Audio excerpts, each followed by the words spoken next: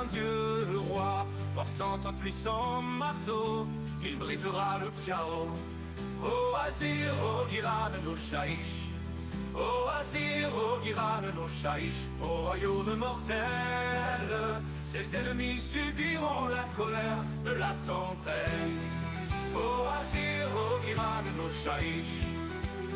Elle viendra des bois, la reine éternelle, semant les forêts derrière elle. La saison de la guerre vient avec elle.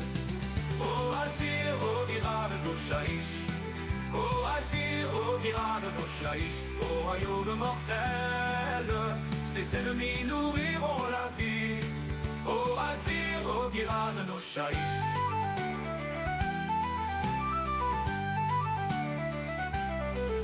Il viendra un grand nécromancien, avec ses légions sépulcrales, soumis à sa volonté. Ô Azir, ô Giran, nos Shaish. Ô Azir, ô Giran, nos Shaish. Au royaume mortel, ses ennemis le serviront à jamais. Ô Azir, ô Giran, nos Shaish.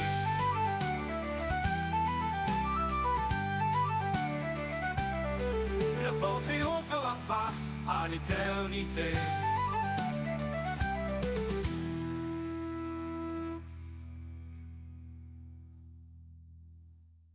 Elle viendra, un grand nécromancien, avec ses légions sépulcrales, soumis à sa volonté. Ô Azir, ô Giran, nos Shaish. Ô Azir, ô Giran, nos Shaish. Au royaume mortel, ses ennemis nourriront la vie. Ô Azir, ô Giran, nos Shaish.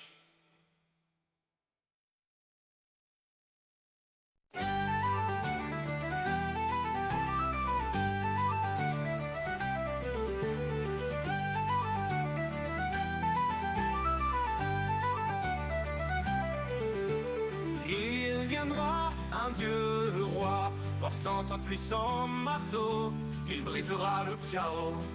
Ô Azir, ô Giran, nos Shaish. Ô Azir, ô Giran, nos Shaish. Au royaume mortel, ses ennemis subiront la colère de la tempête. Ô Azir, ô Giran, nos Shaish. Elle viendra des bois, la reine éternelle, semant les forêts derrière elle. La saison de la guerre vient avec elle. Ô Azir, ô Giran, nos Shaish. Ô Azir, ô Giran, nos Shaish. Au royaume mortel, ses ennemis nourriront la vie. Ô Azir, ô Giran, nos Shaish.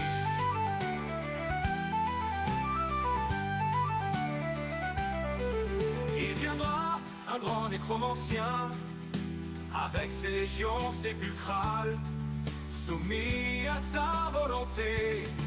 Ô Azir, ô Giran, nos Shaish. Ô Azir, ô Giran, nos Shaish. Au royaume mortel, ses ennemis le serviront à jamais. Ô Azir, ô Giran, nos Shaish.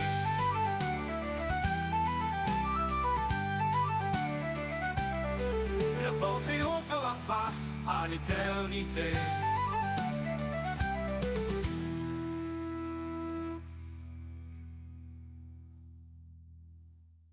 Elle viendra, un grand nécromancien, avec ses légions sépulcrales, soumis à sa volonté. Ô Azir, ô Giran, nos Shaish. Ô Azir, ô Giran, nos Shaish. Au royaume mortel, ses ennemis nourriront la vie. Ô Azir, ô Giran, nos Shaish. Salut tout le monde, comment ça va? Bienvenue, bienvenue. Il y a beaucoup de news là en plus qui sont arrivées ces derniers temps. On va pouvoir discuter. Salut Rosso Carolo. Oh, bien sûr les sponsors Stradivarius, Marshall, Metaflexwood. Je connais pas, c'est des marques d'instruments? Ah oui, pour les musiciens. Salut Tialf Dark. Hello hello, meilleur musicien d'Heroic, Melrit. Ah oui, c'est vrai, c'est moi le meilleur. Est-ce que je me mets en S de base? Salut Hat. Salut Aurelius. Moi ça va très bien, et vous?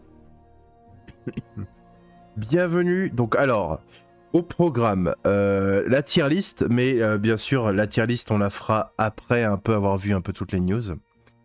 Au programme, pas mal de news.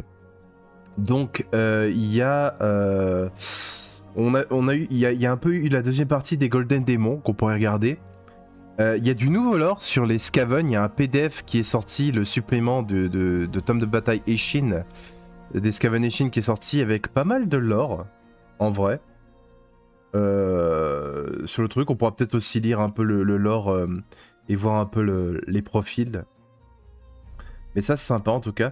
Il y a même du lore sur la ville de Velt, qui est la ville des Skaven du clan Eshin sur la Rogne. Donc si jamais la Rogne est ici, le port Mulder, bah, comme son nom dit qu'il appartient au clan Mulder. La verminerie, il me semble que c'est au clan guerrier, je crois, il me semble que c'est les clans... Ah, le nom m'échappe. Peste Terre, c'est les clans Pestilence, et du coup Velt, c'est ici. C'est la ville des clans Eshin, du coup. On va pouvoir un peu voir ça. Il y a eu aussi un petit supplément avec un petit peu de lore, un petit PDF sur les nouvelles règles Spearhead de la boîte Ash and Blood and Ash, ou Ash and Fire, je sais plus le nom exact en anglais. Mais du coup, on va avoir du lore sur un peu lore sur Garde-Braise, les survivants des cités de Sigmar à Garde-Braise. Et aussi, il me semble qu'il y a encore un petit peu de lore sur le clan Eshin, du coup la Spearhead de Krixit. Ça peut être intéressant, ça aussi à voir. Celui de Scryer, ah c'est peut-être ça, ouais. Je sais plus si c'est les clans guerriers ou les clans... De toute façon, chaque grand clan a normalement une ville dans la Rogne. Quoi qu'il arrive. Verminus, ouais, peut-être Verminus. Trop de Skaven, vivement qu'on switch d'ennemis.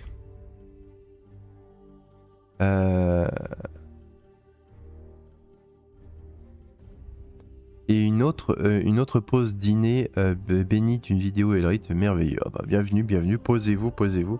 Donc pas mal de news. Aussi on prévoit un peu les artworks, les nouveaux artworks Sylvanet. On va voir aussi bien sûr la chronique sur une histoire de Tsinch qui tourne aussi un peu autour des luminettes pendant l'Okaridara, ce que je trouvais très intéressant. Cette chronique m'a l'air bien plus intéressante que la dernière, celle sur Nurgle était bof, elle était moins inspirée, clairement. Je sais pas, parmi les écrivains, il y a peut-être le chouchou c'est peut-être un peu Tsinch plutôt que Nurgle. Et on a eu aussi un autre trailer pour Warhammer Survivor. D'ailleurs, c'est marrant, c'était un trailer pour des personnages 40k, mais ils ont mis les news quand même dans Age of Sigmar. Sans doute parce que le jeu il est à moitié sur 40k et à moitié sur AOS. Donc ça reste cohérent.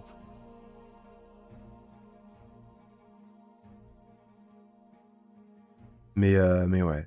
Là, ce que je vous propose, on va faire dans cet ordre. On va regarder un peu les artworks. On va regarder un peu le Golden Demon. Ensuite, on va lire le lore des Skaven. Donc le nouveau lore Skaven du supplément Eshin. Ensuite, on va lire le lore qu'il y a pour les Spearhead qui se passe à Garde-Braise. Et ensuite, on finira, en tout cas, on finira les news par les chroniques de la ruine. Et après, on se fera la petite tier list. Voilà le programme. Garde-Braise, c'est la cité fondée des Dombringers, la jumelle de Vert-de-Gris. Alors, c'est pas... Techniquement, Vert-de-Gris a été vraiment établi. Garde-Braise, c'est plus genre... ils ont essayé d'établir la cité, ils ont failli l'établir. Et ils ont été un peu coupés dans leur élan, ils se sont fait attaquer par des Hantes Nuits, et ensuite il y a eu la Malruine, etc. Donc Garde-Braise, c'est un peu le Mordheim. C'est un peu une cité au bord de la dévastation. Et il y a encore beaucoup de batailles, c'est un peu un champ de bataille à l'échelle d'une cité, quoi, on va dire. Avec plein de bandes qui se foutent sur la tronche. Un peu à la Mordheim, du coup, justement. Salut Solrak, comment ça va? Honnêtement, les cités de Sigmar feraient mieux de renforcer les villes qu'ils possèdent déjà. et avancer petit à petit dans les territoires alentours plutôt que d'en fonder à perpète. Ils auraient moins de morts et plus de victoires. Quelque part c'était un peu ça. Là jusqu'ici, ils avaient pensé s'être suffisamment bien consolidés. Mais ils n'avaient pas prévu l'arrivée de la Malruine en fait.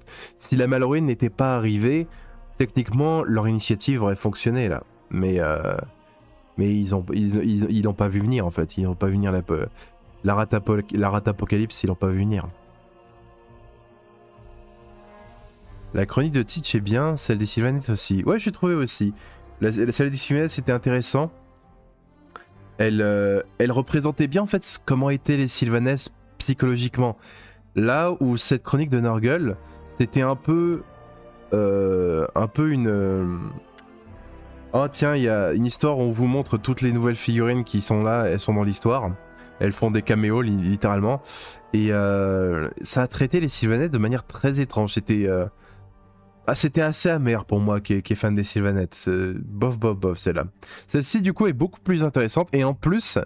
Elle est liée, elle est bien plus liée un peu au lore étendu d'AOS que je trouve intéressant. On va plus s'y pencher quand on y arrivera, mais vous allez voir. Magnifique les artworks Sylvanettes. Oui, bah justement, allons-y. Commençons par les artworks Sylvanettes. Donc on commence déjà par le cover art du premier Battletome Sylvanette. Je l'ai d'ailleurs ici, juste derrière moi. C'est avec ça que j'ai commencé à AOS, donc c'est... un peu nostalgique, j'ai commencé il y a quoi maintenant? Il y a 8 ans? Je suis arrivé un peu en fin de V2, fin de V1 pardon, début de V2. Donc ouais, dans ces eaux-là, à peu près 8 ans. Ouais. Et ça rend nostalgique quand même. Ça rend nostalgique. Hein. La représentation un peu d'un Silver Revenant du coup avec une arme d'as assez stylée. Derrière on a un Kurnosi. Un chasseur de Kurnos, il y a un Sylviarque. Et la nature, du coup, les arbres sont vraiment immenses. C'est un beau visuel quand même.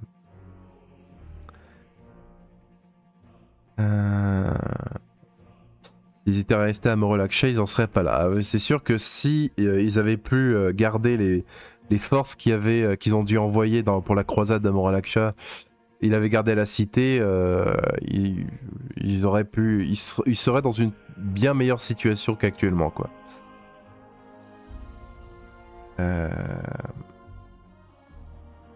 Garde de base, construction complétée à 99%. Et la Malruine, bonjour. Ouais, c'est à peu près ce qui s'est passé, quoi. Et encore, déjà que avant la Malruine, ils étaient dans un sacré mauvais état, les colons. Mais bon, il n'y a pas une histoire de surpopulation dans les grandes villes de l'ordre. Il y a aussi un peu de ça. Techniquement, il y a une surpopulation à Azir. Et ils envoient en fait des colons, des gens qui un peu défavorisés qui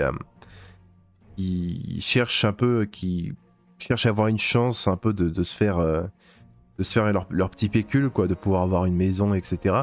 Et eux, justement, ils vont coloniser un peu les royaumes. Donc dans l'idée, ce serait Azir qui est surbondé, quoi, dans l'idée. C'était même pas une vraie chronique de Nurgle. Les héros étaient Sylvanettes dans leur physique uniquement, et dans leur cerveau c'était des humains fanatiques. On aurait presque cru voir des citoyens de l'Imperium. J'irais peut-être pas jusque là, mais au moins des cités de Sigmar. En fait j'ai l'impression que l'histoire à la base c'était censé être des cités de Sigmar. Ils ont switch Sylvanettes au dernier moment, quoi. La surpopulation d'Azir sera bientôt réglée radicalement. Potentiellement, ouais. D'ailleurs, avant un peu de continuer les artworks Sylvanettes, il y a peut-être un truc, une rumeur que j'aimerais un peu partager et qui semble un peu clarifier peut-être certaines choses. Donc c'est une rumeur, bien sûr. Encore une fois, c'est à prendre avec un grain de sel. Mais c'est une rumeur qui fait sens en fait des rumeurs qu'on a déjà eues jusqu'ici, que je trouve intéressant de discuter. Donc par rapport aux rumeurs qu'on a eues jusqu'ici, il y a du coup le mandat d'Azir, une potentielle fusion de morceaux des royaumes ou des royaumes en entier entre eux pour créer un nouveau monde. Il y a la potentielle mort de Sigmar, Sauf qu'il y a eu aussi d'autres leakers, en tout cas des gens qui font des rumeurs, et qui étaient tout aussi fiables que la personne qui a leaké du coup toute cette histoire, qui disait que à l'inverse, c'est pas Archaon qui tue Sigmar, ce serait Sigmar qui tue Archaon, et en gros, il y a des gens qui font des rumeurs fiables qui se contredisent entre eux. Et celle de 4chan, bah justement, alors j'aime pas trop 4chan, mais cette rumeur fait sens en vrai. Alors à vous de me dire ce que vous en pensez maintenant.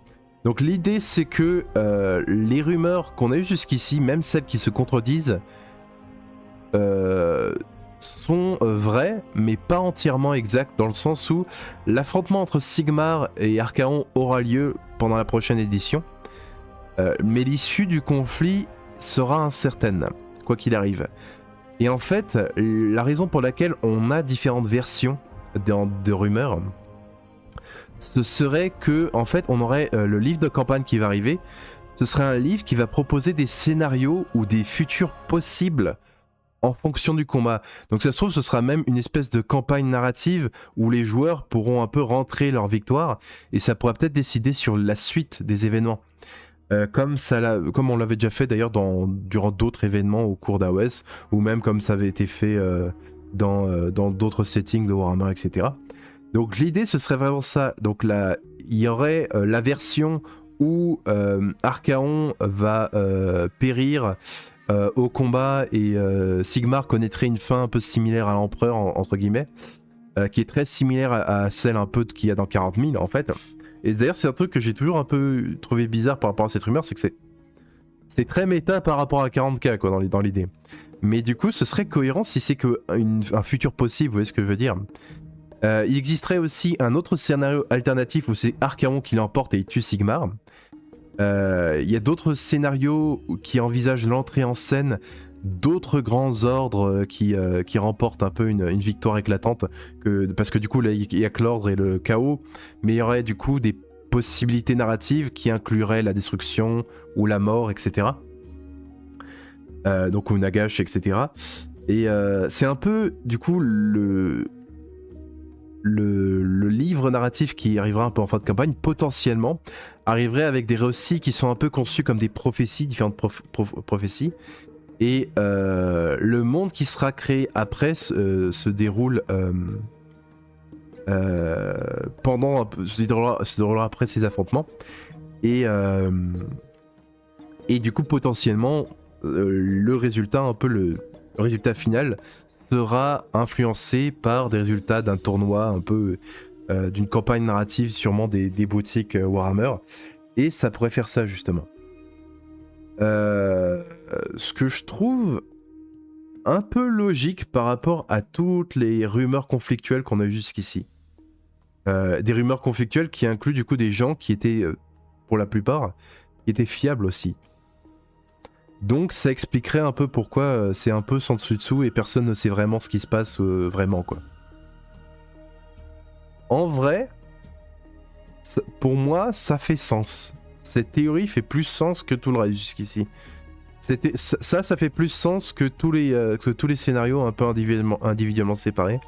Et ça expliquerait aussi pourquoi d'ailleurs des gens ont vu un artwork, d'après les rumeurs, ils auraient vu un artwork qui montrerait que Sigmar a tué Archaon, et inversement, quelqu'un aurait vu un artwork qui montrerait que Archaon a tué Sigmar. Ce qui corroborait un peu ce truc où il y a plusieurs avenirs possibles, entre guillemets. Et on va peut-être justement...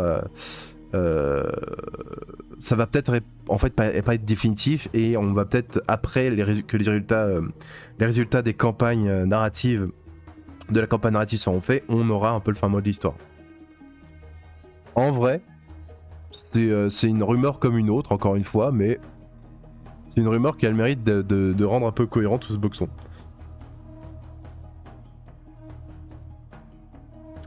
La noblesse azérite qui vend du rêve aux pauvres et qui finissent par se faire massacrer par les bandes de rock. Je pense qu'ils ont pas trop le choix en un sens. Je crois qu'il y a plein de bidonvilles et c'est un peu leur seul espoir quoi.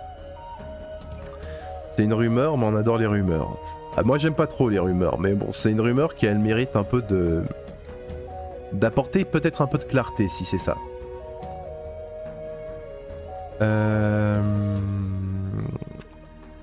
Archaon est peut-être trop fort dans le lore, voire trop, je trouve. Il serait peut-être juste diminué par Sigmar, mais le battre, ça me paraît difficile. Moi, dans l'idée, les deux sont possibles. Les deux sont possibles. Perso, j'aime l'idée comme ça. Je trouve le truc un peu plus cohérent, quoi, déjà. Vu comme ça. Amazon serait en train de travailler sur un épisode Secret Level pour iOS comme ils avaient fait pour 40K. J'ai même pensé qu'on livrerait le combat entre Sigmar et Archaon. En vrai, je pensais qu'on aurait un teaser de ce fameux épisode Secret Level.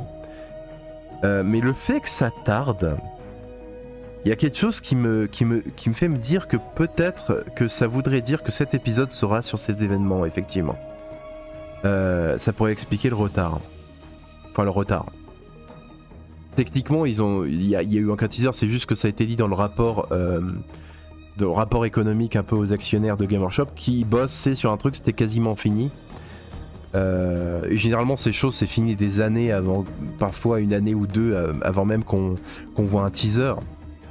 Donc ça me choque pas quelque part qu'on n'ait pas encore un trailer ou quoi. Mais potentiellement, ça pourrait vouloir dire que cet épisode effectivement soit rattaché aux événements de la fin de version de la quatrième édition d'Age of Sigmar. Ce serait... Ceci expliquerait cela. Perso, je trouve que c'est de la lâcheté. Game Workshop ne s'est jamais remis de la fin des temps, The Old World, et depuis ils osent plus trop avancer radicalement. Je sais pas ce qu'il vous faut. Bah, je sais pas, moi je trouve la V2 avec la guerre des âmes, la V3 avec l'ère de la bête, etc. Enfin, narrativement, pour AOS, moi je peux parler que pour AOS, narrativement ils ont tenté des trucs intéressants avec AOS. Créativement aussi, vous avez beau aimer ou ne pas aimer AOS, mais ils ont tenté des trucs super originaux pour de la fantasy. Hein. Au contraire, AOS, je trouve que c'est un peu le bac à sable de Game Workshop. C'est vraiment le setting où ils sont en mode banco, on tente tout. Hein. Let's go. C'est un peu, des fois c'est un peu random bullshit go, mais des fois ils peuvent accoucher de trucs assez ouf. Hein.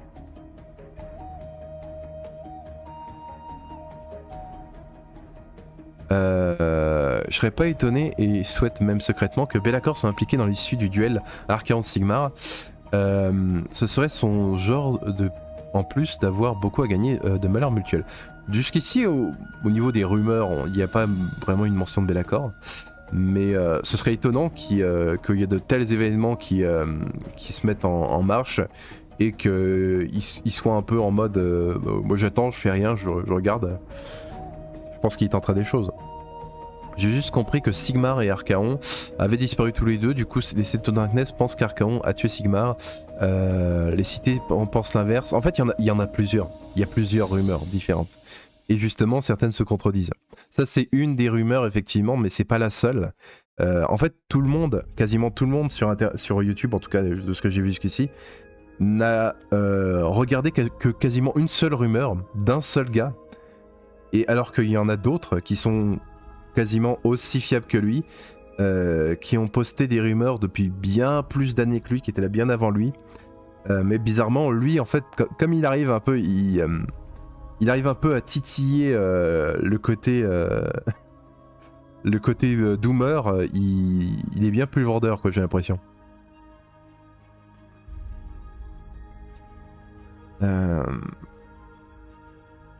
Mais je miserais sur Black Talon perso. Le lore avance bien. Ah, pour l'épisode Secret Level, peut-être, ouais. Ce que je veux dire, c'est que du coup, le coup du choix multiple pour un événement, c'est un peu cliché. Non, honnêtement, le coup du choix multiple, où la communauté peut faire une campagne narrative pour influencer le cours des événements, d'un point de vue interactif, d'un point de vue du game design, d'un point de vue événement communautaire, c'est génial. C'est juste génial. Pourquoi ça, pour le coup, je sais qu'il y a Conquest qui fait ça aussi pour faire avancer son lore, etc. Ça rend justement les gens intéressés. Au contraire, ça pour le coup. Alors, est-ce que Game Workshop a par le passé un peu fait un contre Uno, entre guillemets, après que justement il y ait une campagne narrative, était un peu en mode stop the count. Oui, on a eu les résultats, mais on va s'en foutre et on va faire autre chose. C'est déjà arrivé. Je crois que c'était pendant la campagne de Tempête du Chaos. Ils ont un peu été en mode oui, vous avez fait vos batailles, on a les résultats, mais on va s'en foutre. Donc ça, c'est déjà arrivé. Ça, pour le coup, c'est un peu du foutage de gueule, je suis d'accord. Mais dans l'idée, le concept de base est génial. C'est intéressant. En 10 ans, ah ouais, ça avançait de quoi 150 ans? Environ 140. Il faudrait que je regarde au niveau du calendrier qu'on a eu et des dates. Attendez, je crois que j'ai peut-être le truc qui traîne par là. Alors là, les événements les plus récents, c'était la Malruine, l'heure du déclin. Et c'était en l'an 133, après la tempête de Sigmar. Du coup, après, l'âge de Sigmar a débuté quand Sigmar a lancé la contre-attaque de ses éternels après l'âge du chaos. Donc ça, c'est un peu l'an 0 de l'âge de Sigmar. Et là, on est à l'an 133, à l'heure du déclin, après la Malruine d'Escavan. Donc là, ouais, 133 ans se sont passés depuis la V1 à la V4, techniquement. Narrativement. Moi, je suis choqué par la notion que l'âge de Sigmar est vu comme un âge des mythes. Tous les mortels sont des ignares médiévaux, c'est juste un pas en arrière. On a déjà eu l'âge des mythes, c'est loin d'évolution logique et originale dont on est habitué dans AOS. Après, encore une fois, c'est une rumeur. Hein. Je viens de te présenter une autre rumeur qui pourrait dire que ça c'est complètement du bullshit, et c'est juste des avenirs alternatifs. Pourquoi est-ce que tu crois cette rumeur plus qu'une autre, en fait? C'est ça aussi en fait le truc, c'est à partir du moment où vous croyez des rumeurs, bah je peux te dire ouais il y a cette rumeur, mais il y a cette rumeur aussi, maintenant fais ce que tu veux quoi. Quelle était la première campagne mondiale pour AOS, celle de Garde West pour le V4? Non il me semble qu'il y en a eu d'autres avant. Il me semble qu'il y en a eu la saison de la guerre durant la V1 qui a mené un peu la création des graines de l'espoir il me semble. Il y a eu... non à peu près... Il y en a eu plusieurs, hein. Il y en a eu plusieurs. Mais ouais. Donc voilà un peu pour la rumeur. J'en ferai peut-être une vidéo YouTube tiens de cette discussion. On m'a demandé si je pouvais faire un peu des vidéos condensées de discussions qu'on a sur Twitch, qu'on a pendant les lives. À la rigueur ça peut être intéressant de faire une petite vidéo un peu follow-up du debunk un peu des rumeurs. Mais ouais. Si la rumeur est vraie elle me choque alors. Bah laquelle de rumeur? T'es tombé dans le piège. Et voilà, t'es bien niqué là. Les rumeurs n'engagent que ceux qui y croient. Oui, c'est ça. Comme un best-of live. Oui, dans l'idée, ouais, c'est à peu près ça. Donc maintenant, parlons un peu des artworks Sylvaneth. Alors, comme j'ai dit, ça, c'est le premier artwork le premier cover art du livre bataille Sylvaneth de la V1. C'est avec celui-là que j'ai commencé, c'est mon premier BT. Et c'est un peu le livre qui m'a introduit à l'âge de Sigmar. Donc un peu de nostalgie quand même, avec un cil revenant magnifique. La lumière aussi assez folle, il y a cette lumière un peu qui le frappe, qui le rend un peu illuminé, il a ce côté un peu éthéré. La lame aussi est très belle. On a des petits cristaux sur une branche, avec l'immensité un peu des arbres, ça j'aime beaucoup cet artwork. Très très beau. Ensuite, alors ça c'est intéressant. On a un artwork du coup qui serait potentiellement un peu une clairière Sylvaneth. Là on a un peu un visuel sur à quoi ressemblent un peu les bastions Sylvaneth. Je trouve assez beau. On a un pont en lierre, en liane qui mène un peu à leur fameux bastion. Alors d'après certaines personnes, ce serait potentiellement un peu le palais d'Alariel. Peut-être, je ne sais pas pour le coup, ça pourrait juste être une clairière Sylvaneth. Mais en tout cas, j'aime beaucoup le design. Il y a ce côté clairement flore. Et il y a un peu ce côté aussi elfique, clairement, un peu dans les arches, etc. Il y a un petit côté un peu Lothlorien du Seigneur des Anneaux, des films en tout cas. J'aime bien en vrai, j'aime bien.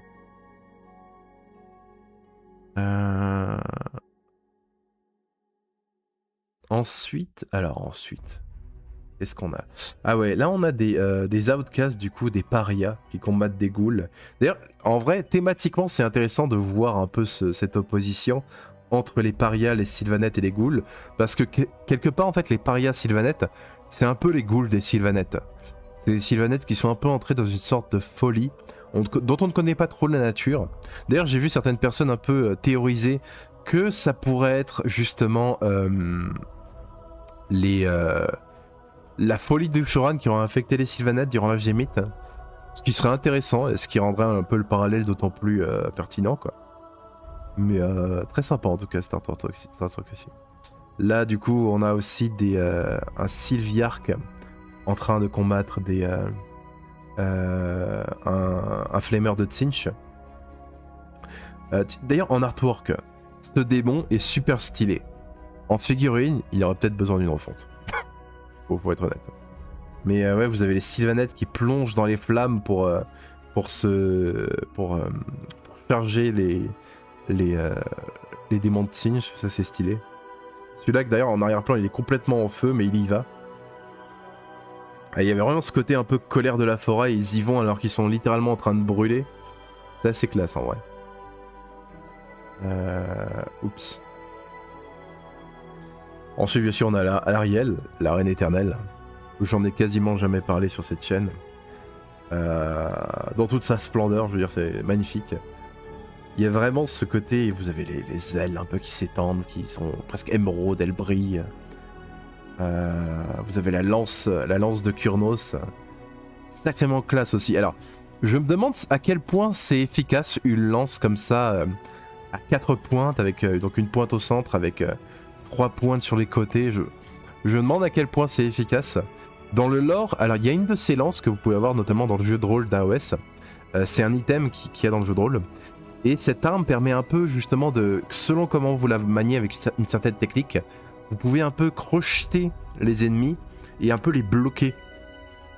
Donc il y a un peu des techniques spécifiques à manier ce genre de lance. Parce que du coup les elfes sylvains, genre les Kurnosi, ont des répliques de cette lance et l'utilisent du coup au combat et à la chasse. Donc un jour ce serait intéressant de savoir un peu comment ça s'utilise ce truc. Mais c'est intéressant. Et autour du coup vous avez un peu toutes sortes de sylvanettes qui chargent un peu avec elle. Le Wardross Beetle aussi, le Scaradros en français, la monture, juste magnifique. Bien badass cet artwork aussi. Ensuite j'avais une petite bataille entre des Skaven et des sylvanettes. Là aussi vraiment vous avez ce côté colère de la nature contre l'industrie. Ça du coup, ça c'était un artwork avant qu'on ait les forgeries d'Ashut, mais il y avait de temps en temps, on a toujours eu l'opposition sylvanette contre Norgul avec un peu la nature contre un peu la moisissure, la pourriture, la maladie, un peu ce côté comme ça. Mais il y avait aussi un peu ce côté la nature contre l'industrie un peu. Et en vrai, cet artwork, thématiquement, il fonctionne bien avec les sylvanettes contre les clans Skryr, etc. On voit des lierres, des lianes de partout qui viennent complètement déchirer les constructions de Skryr. On a une roue, une Doomwheel qui est aussi complètement en morceaux là. Avec littéralement, il y a une branche qui vient briser la roue et vous avez le pilote qui se fait transpercer littéralement par une ronce. Enfin, il est très... ça bouge beaucoup en vrai, cet artwork. C'est assez dynamique quand même. Là derrière, vous avez il y a tellement de trucs qui se passent en fait sur cet artwork qu'on pourrait y passer un quart d'heure. Là, vous avez un Silver Revenant là, qui a coupé des câbles. Vous avez aussi un Silver Revenant qui semble souffler dans un corps. Il se passe beaucoup de choses là-bas sur cet artwork en vrai. Vous avez un Gaulor's Flamme qui va s'en prendre une. Il se passe beaucoup de choses. Là. Vous avez des Skaven qui volent de partout et qui se font littéralement transpercer par des ronces de partout. Bon, les Skaven passent un mauvais quart d'heure. Voilà. Vous avez... Celui-là par contre je comprends pas. Là, celui-là c'est marrant aussi au centre. Vous avez je pense une dryade qui est très contente et qui sent un peu soulever un casque. Je crois que c'est le casque Ouais, je crois que c'est le casque de la Sylve Revenant qui est... En fait, il se passe tellement de trucs. Vous regardez, il y a littéralement une histoire qui se passe dans l'artwork. Je crois que c'est la Dryade qui porte le casque de l'Arc Revenant qui vole au-dessus. Parce que ça, c'est un casque d'Arc Revenant, il me semble. Et la Dryade est super contente. C'est à elle de porter le casque. Elle est contente. Mais vraiment stylé en tout cas, cet artwork. Complètement stylé. Ah, on a Drisha Amadress, qui est un peu la reine du coup des parias. C'est un peu celle qui préside un peu au-dessus de ceux qui ont été touchés un peu par une sorte de maladie, une sorte de folie qui est inconnue et qui touche les Sylvanettes. Et qui touche les Sylvanettes depuis un certain moment. D'après certaines théories, potentiellement, les parias, du coup la maladie des parias serait apparue durant un événement que les Sylvanettes appellent l'âge de l'oubli, qui est une période de leur histoire que Alarielle a volontairement effacée de toute leur mémoire collective. Étant leur déesse, un peu leur mère, elle peut apparemment faire ça, ce qui pose un peu des questions sur leur libre arbitre, quelque part, mais si elle l'a fait, je pense qu'elle l'a fait pour leur bien. Mais bon, à voir. À voir. Et donc on voit Drisha Amadress en train de briser des skinks et des hommes lézards, etc. tout autour. Assez stylé en vrai. Avec ces ruches. J'adore vraiment les alvéoles de ruches. Je trouve que c'est un truc qu'ils n'ont pas trop réutilisé, à part peut-être dans une borne Warcry. Mais c'est un style que j'aime beaucoup en vrai. Tac. Ensuite, on a une autre bataille contre les Skaven. Décidément, les Skaven et les Sylvanettes aiment bien se foutre la tronche entre eux. On a les archers revenants. Là, on a des vermines de choc. Celui-là, il est tellement vénère que pour choper le Silver Revenant, il lui mord la jambe de bois. Il veut pas le laisser partir. Derrière, on a un esprit de Kurnos qui est en face à face avec une cloche hurlante. Ça, c'est aussi stylé en vrai.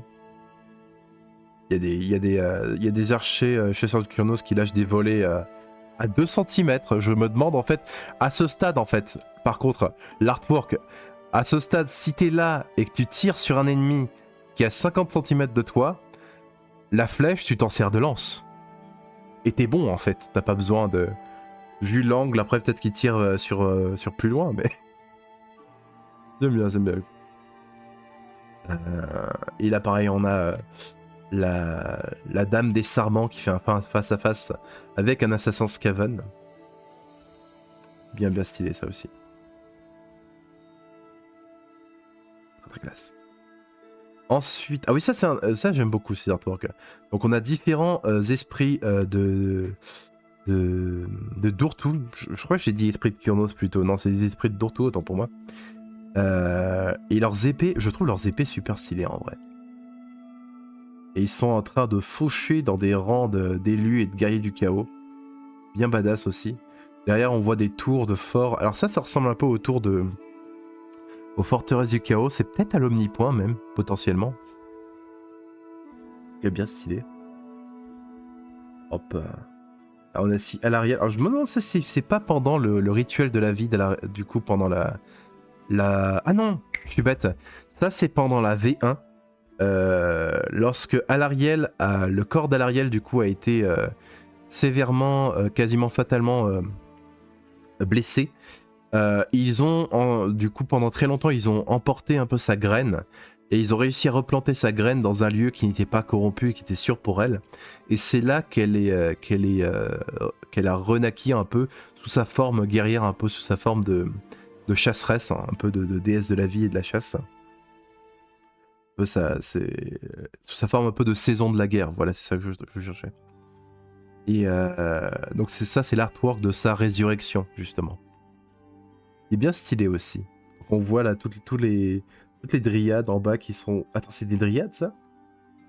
Elles ont des formes assez originales, ces dryades en bas, là. Intéressant. Elles ont des becs un peu... on dirait des gargouilles. Ça, c'est un design de dryade qu'on n'a jamais vu, en vrai. Je me demande si c'était potentiellement un design qu'ils envisageaient. Cette créature, là aussi, assez étrange. Et derrière, on a aussi des Sylviarques qui semblent être complètement surpris. Donc ouais, on a la Terre qui s'ouvre en bas alors qu'elle sort de la Terre. Enfin, c'est bien stylé en vrai. Bien stylé. Moult choses. Donc ça c'est la couverture du BT de la V3 avec un arc revenant. Donc oui, ce qu'on disait tout à l'heure avec la Dryade qui était super content de porter son casque. Bah, c'était ça justement, c'était ça. Celui-là aussi est très beau, assez dynamique. On voit un peu le mouvement un peu du vol de l'arc revenant. Ça aussi, il me semble que c'est un artwork de la V1. Donc là, on a une bataille Sylvaneth contre Norgul. Le bon vieux combat classique. Avec, on voit en bas à gauche, avec quelques Skaven du clan Pestilence. Parce que durant la V1, c'est un peu moins le cas maintenant. Mais durant la V1, le clan Pestilence pouvait bien plus facilement s'allier avec Norgul. Donc ça, c'est bien stylé aussi. Il me semble que c'est toujours le cas. Vous pouvez toujours faire des trucs un peu similaires. Mais c'était vraiment intégré en V1 quoi. Donc bien badass aussi ce Silver Revenant qui vient un peu asséner un coup. Cet artwork, je trouve, il est bien détaillé en vrai. Le style, vraiment, le corps elfique du Silver Revenant est très éthéré. Les couleurs aussi, c'est très peinturé en fait. Cet artwork, il y a une ambiance très différente des autres en vrai. Une ambiance différente. Mais très stylé en tout cas. Ah oui, ça c'est un artwork que j'ai vu pour la première fois dans le livre du Fielbois, il me semble, si je dis pas de bêtises. Le Fielbois qui se passe du coup à Kurnoseal. Kurnoseal qui est le continent un peu qui se trouve à Giran. Bah tiens, je vais vous montrer un peu la carte de Giran vite fait. Donc ça c'est le continent de Giran et Kurnoseal se trouve au sud-est. Et c'est là que se trouve le Fielbois justement. Et c'est là que est mort Kurnos du coup, le dieu de la chasse. C'était son continent. Et là où il est mort, un arbre qui s'appelle le Sir Edris s'est un peu élevé. Et cet arbre du coup serait un peu une sorte de sauvegarde. Ça fait un peu penser justement au cycle un peu de vie et de mort qu'avait Kurnos, qu'avait Orion, je devrais dire plutôt, durant l'Ancien Monde. Et du coup il y a un peu un parallèle avec ça. Et ça laisserait penser que potentiellement Kurnos va revenir justement, finira un peu par se réincarner un peu à travers cet arbre. Ce qui est intéressant en vrai. Autre artwork d'Alariel cette fois-ci contre des morts vivants. Bien stylé en vrai, très stylé même. On voit une belle volée de flèches, ça pour le coup c'est assez stylé, on voit vraiment la volée de flèches en pleine pause, avec le squelette qui s'en est pris une. Ils sont très acrobatiques à chaque fois les Silver Revenants. Je trouve que c'est pas nécessairement quelque chose qu'on voit dans leur profil sur le wargame. Ce côté où à chaque fois qu'on les voit ils sont un peu en mode en train de faire des saltos, en train de sauter etc. Mais ouais. Là aussi, encore une fois, artwork avec l'Ariel et un peu toute une armée Sylvaneth. Bien stylé aussi. Des Sylvanettes contre des Stormcast, ça c'est un match-up qu'on voit plus rarement, mais qui arrive. Hein. Parfois, les Sylvanettes, les intérêts des Sylvanettes ne s'alignent pas toujours avec les mortels, avec Azir, etc. Donc c'est aussi possible, bien sûr, que pas mal de factions de coups de l'ordre peuvent se battre entre eux pour certaines raisons. Puisque de manière générale, elles vont s'allier contre la mort, la destruction, le chaos, etc. Celui-là, c'est un nouvel artwork que je n'avais pas vu avant. Où on a des Sylvanettes contre des Gloomspite. Bien stylé en vrai. Là, pareil. Celui-là, j'aime beaucoup. Avec cette lueur un peu bleu-verte. Un peu très éthérée. J'aime beaucoup cette couleur-là. Et qui brille aussi un peu sur le casque. J'aime beaucoup. Allez, celui-là aussi, il est marrant avec son crâne de Squeak sur la tête, là. Et là derrière on a un Sylviar contre des Trogoths. Ah tiens, on a aussi des monteurs de loups. On a des villes-bandes, des gobelins des villes-bandes. C'est beau, c'est beau. Tac. Ça aussi, c'est au fiel-bois. Alors j'aime beaucoup aussi celui-là. Ça aussi, c'est au fiel-bois, du coup, à Curnocéal. Et il y a vraiment ce côté féerique. Ça, c'est vraiment un artwork que j'aime énormément. Parce que ça transmet un peu tout le côté féerique de Ghiran, mais aussi toute la létalité de Ghiran. Je veux dire, vous avez des arbres qui ont des dents, etc. Et ça, c'est pas de la corruption de Norgul. Hein. C'est des arbres qu'il peut y avoir à Ghiran. C'est vraiment ça. En plus, c'est les terres de Kurnos. Donc c'est vraiment... C'est une forêt qui a un peu l'énergie de la chasse, un peu du dieu de la chasse, qui l'imprègne. Du coup, il y a ce côté où la flore est prédatrice aussi, quoi. Similaire à ce qu'on peut voir à Gur aussi, au royaume des bêtes. On voit un peu les fiels follets qui volent un peu dans l'air. Vous avez des espèces de plantes carnivores un peu collantes, fluorescentes, ça j'aime bien. Derrière, en arrière-plan, vous avez les Kurnossi justement qui avaient dans les centaures Kurnossi qui avaient dans la boîte du fiel bois. Hop. Et dernier artwork, vous avez un vol du coup de monteur un peu de libellule. Très stylé aussi. Très très stylé.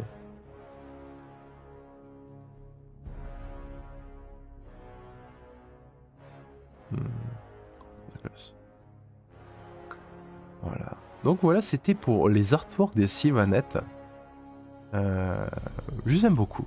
Je les aime beaucoup les Sylvanettes. Je sais que je suis pas objectif. Et j'aime vraiment, je dis encore, je dis à chaque fois, mais j'aime énormément ces articles où ils font un peu une rétrospective de toutes les artworks, enfin pas tous bien sûr, mais de pas mal d'artworks d'une faction. Ça permet un peu de réexplorer certains événements, de pouvoir un peu mieux se visualiser, certaines figurines, etc.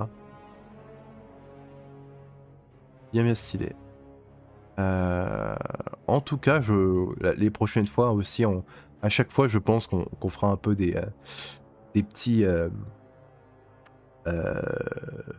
des petites lectures entre guillemets des artworks à chaque fois qu'ils en feront. Je pense qu'ils vont à ce stade, je pense qu'ils vont en faire pour toutes les factions. Donc on continuera de suivre ça. Voilà. Donc voilà pour les artworks. Bien stylé. Tac. Je me rends compte que je vous ai pas trop lu, désolé. Je vais remonter. C'était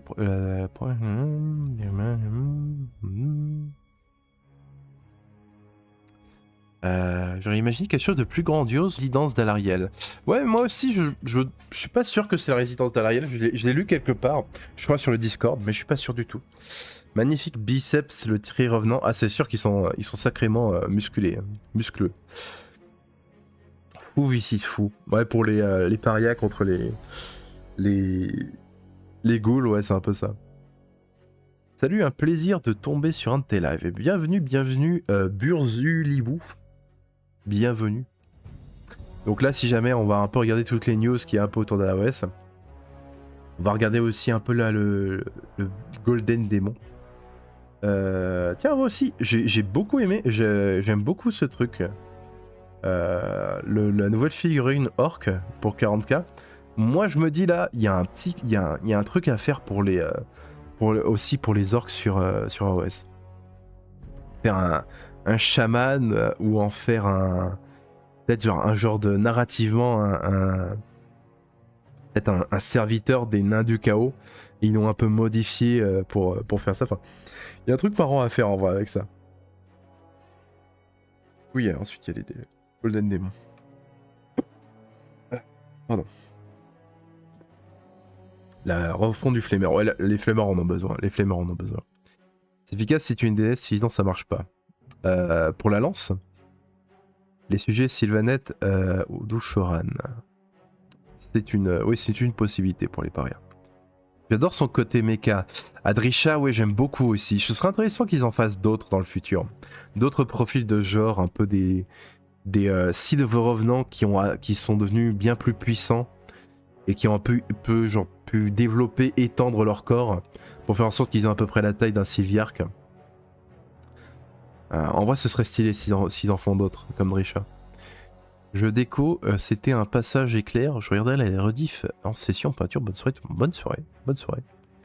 As-tu déjà lu le lore dans le nouveau BT Sylvaneth? Je ne peux pas dévoiler, mais il y a des choses intéressantes sur Kurnos. J'ai pas encore chopé le livre. J'attends un peu potentiellement pour voir si quelqu'un voudra bien me le partager.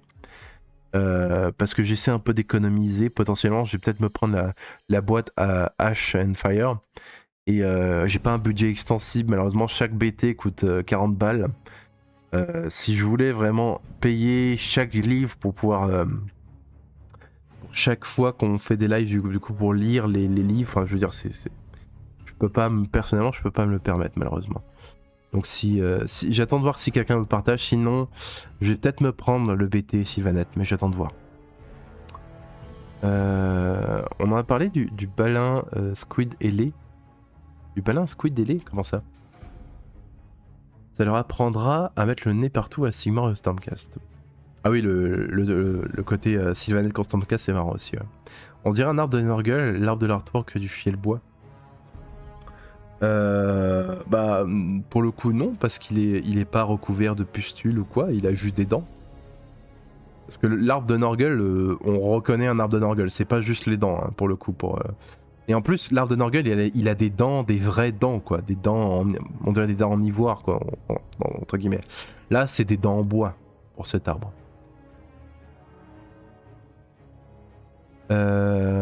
Ils ont eu des kits avec Warcry en plus. On dit que les prochains seront les Skaven, il me semble, pour les artworks. Ah, du coup, après les Sylvaneth, ce sera les Skaven. Ils le disent sans doute à la fin. Oui, voilà, donc oui, c'est effectivement le prochain, ce sera Artwork Skaven d'AOS. Pour être sympa aussi, ça. C'est d'ailleurs la petite exploration des artworks, j'en ferai peut-être aussi une autre vidéo. Je vais essayer un peu de prendre des morceaux des lives et d'en faire des vidéos. Après tout, qu'est-ce que je vais à perdre à essayer? Au pire, les gens aiment pas. Voilà, écoutez. Hein. Les goûts et les couleurs. Très sympa les revues d'artwork comme ça. Moi j'aime bien aussi. J'aime bien. J'aime bien. Je vais faire une couronne de cornes à la place des câbles. Ah oui, pour l'orc, ça peut être sympa ça. Salut, je viens de rejoindre le live. J'ai une petite question. J'espère qu'un jour ils vont remettre les démons. Un bête dédié au dieu du sang. Ah, les démons en bête, les Khorngor. Potentiellement. Jusqu'ici, on en a 3 sur les 4 dieux. Techniquement sur les 5, dans AOS, faut pas oublier que le Cornu est un dieu majeur. Donc après bon, les hommes bêtes du Racornu, est-ce que c'est pas un peu les Skaven quelque part? mais ouais, du coup il manquerait les Khorngor. Mais oui, potentiellement, je pense qu'il n'y a pas de raison. On a eu les Tsangor depuis bien longtemps. On a eu les Slangor aussi il y a quelques temps avec Slaanesh. Très récemment, on a eu une double refonte des Pestigor. On en a eu et pour Darkwater et pour Nurgle. Donc il y a 2 kits de Pestigor. Donc ouais, là, je pense qu'on peut supposer facilement que Khorne finira par avoir ses Khorngor. Pour un petit coup.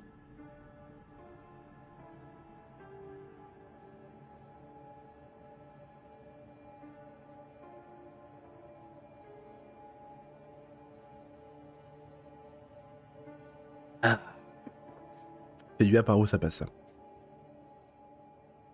Donc maintenant, alors ça c'est les finalistes de l'Adepticon, du Golden Demon de l'Adepticon, donc partie 2. Et il y avait des belles choses en vrai, il y avait des très belles choses. Déjà, on a un tyran ogre. D'ailleurs, les ogres, potentiellement, ils ont un gros rework, une grosse refonte qui arrive. Donc très très hâte de voir ça. Et d'après les rumeurs, ça ressemblerait, genre, on partirait dans une autre direction que ce genre d'ogre. Ce genre d'ogre qui est très clairement dans la continuité des ogres de l'ancien monde, des ogres de battle. Donc à voir à voir. Ah oui, alors ce démon de Nurgle, je l'adore. Ce côté où vous avez une puce démoniaque qui littéralement parasitait son cerveau et qui le contrôle et qui le fait bouger, ça c'est génial. Ce côté, ah ça c'est génial. En plus, le côté où même les démons de Nurgle peuvent se faire infecter par des trucs dans le warp, enfin c'est assez ouf, ça j'adore. Oh j'aime beaucoup, j'adore. Il n'y avait pas eu de confirmation du lien entre les Skaven et leurs Gorkin ou autres bêtes du chaos. Il me semble que ça n'a jamais été vraiment officiel. Genre dans certaines origin story, les Skaven à la base, c'est plus ou moins lié aux nains. Il y avait une histoire comme ça, il me semble aussi. C'est flou, c'est un peu flou. Mais de manière générale, les Skaven c'est quelque chose de différent des hommes bêtes. Même si dans les faits, ça ressemble plus ou moins à des hommes bêtes du raccordu. Moi j'ai une question, pourquoi ils n'ont pas encore fait une tribu humaine avec des cornes? Un peu comme dans le DLC Elden Ring. Il doit y en avoir, il y a des humains corrompus par le chaos qui ont des mutations dans le gore. Hein. Intéressant d'avoir des humains qui vénèrent le Racornus, ça illustrera bien le fait qu'ils soient devenus le 5e dieu du chaos. Dans le lore, c'est le cas, c'est déjà le cas pour le coup. À voir si ils vont finir par vraiment créer des kits qui le représentent. Ce qui serait stylé. J'ai coupé l'œuf qui sort en dessous de lui et mis un slip en écorce de Sylvanette. Bah là, ça me dégoûtait trop. Hein? Quoi? J'ai loupé un épisode. Hein?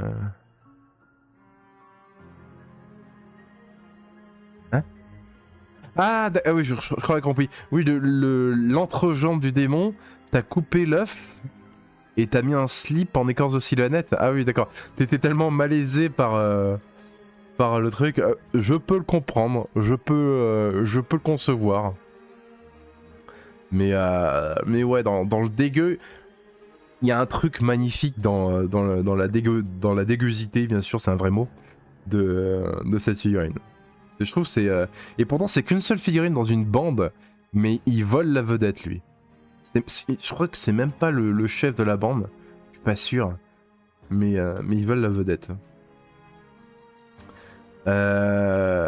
Petit cavalier des cités de Sigmar avec c'est le Galmaraz, ça. En tout cas, c'est un marteau qui fait penser au Galmaraz. Bien stylé.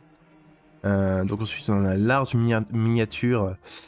Donc on a une très belle Reine des Ombres Moratti. Très stylé, les couleurs et la peau violette. Fait un peu penser au Drow. Un petit côté Drow, clairement. Hop. Ionos Scriptboard aussi, il est toute beauté.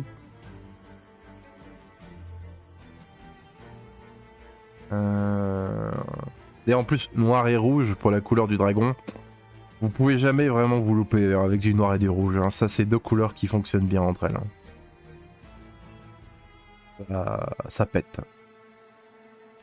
Ensuite, on a un Fomoroïde, qui est du coup une créature qui est originaire de l'Omnipoint, qui a une histoire assez triste en vrai. Leur peuple, c'est littéralement, ils ont été esclaves pendant une très longue période.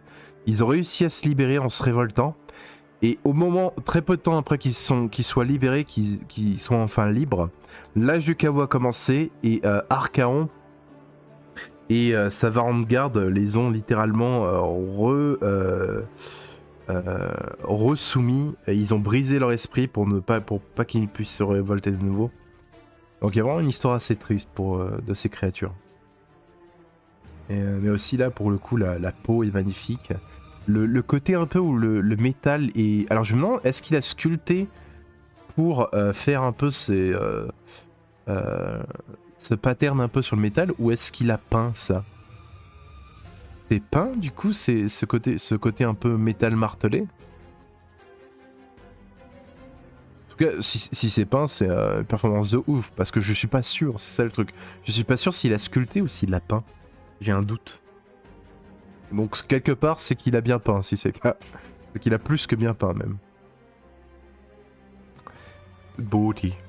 Je veux dire, une tribu du royaume des bêtes, mais qui vénère tellement les cornes, qui font pas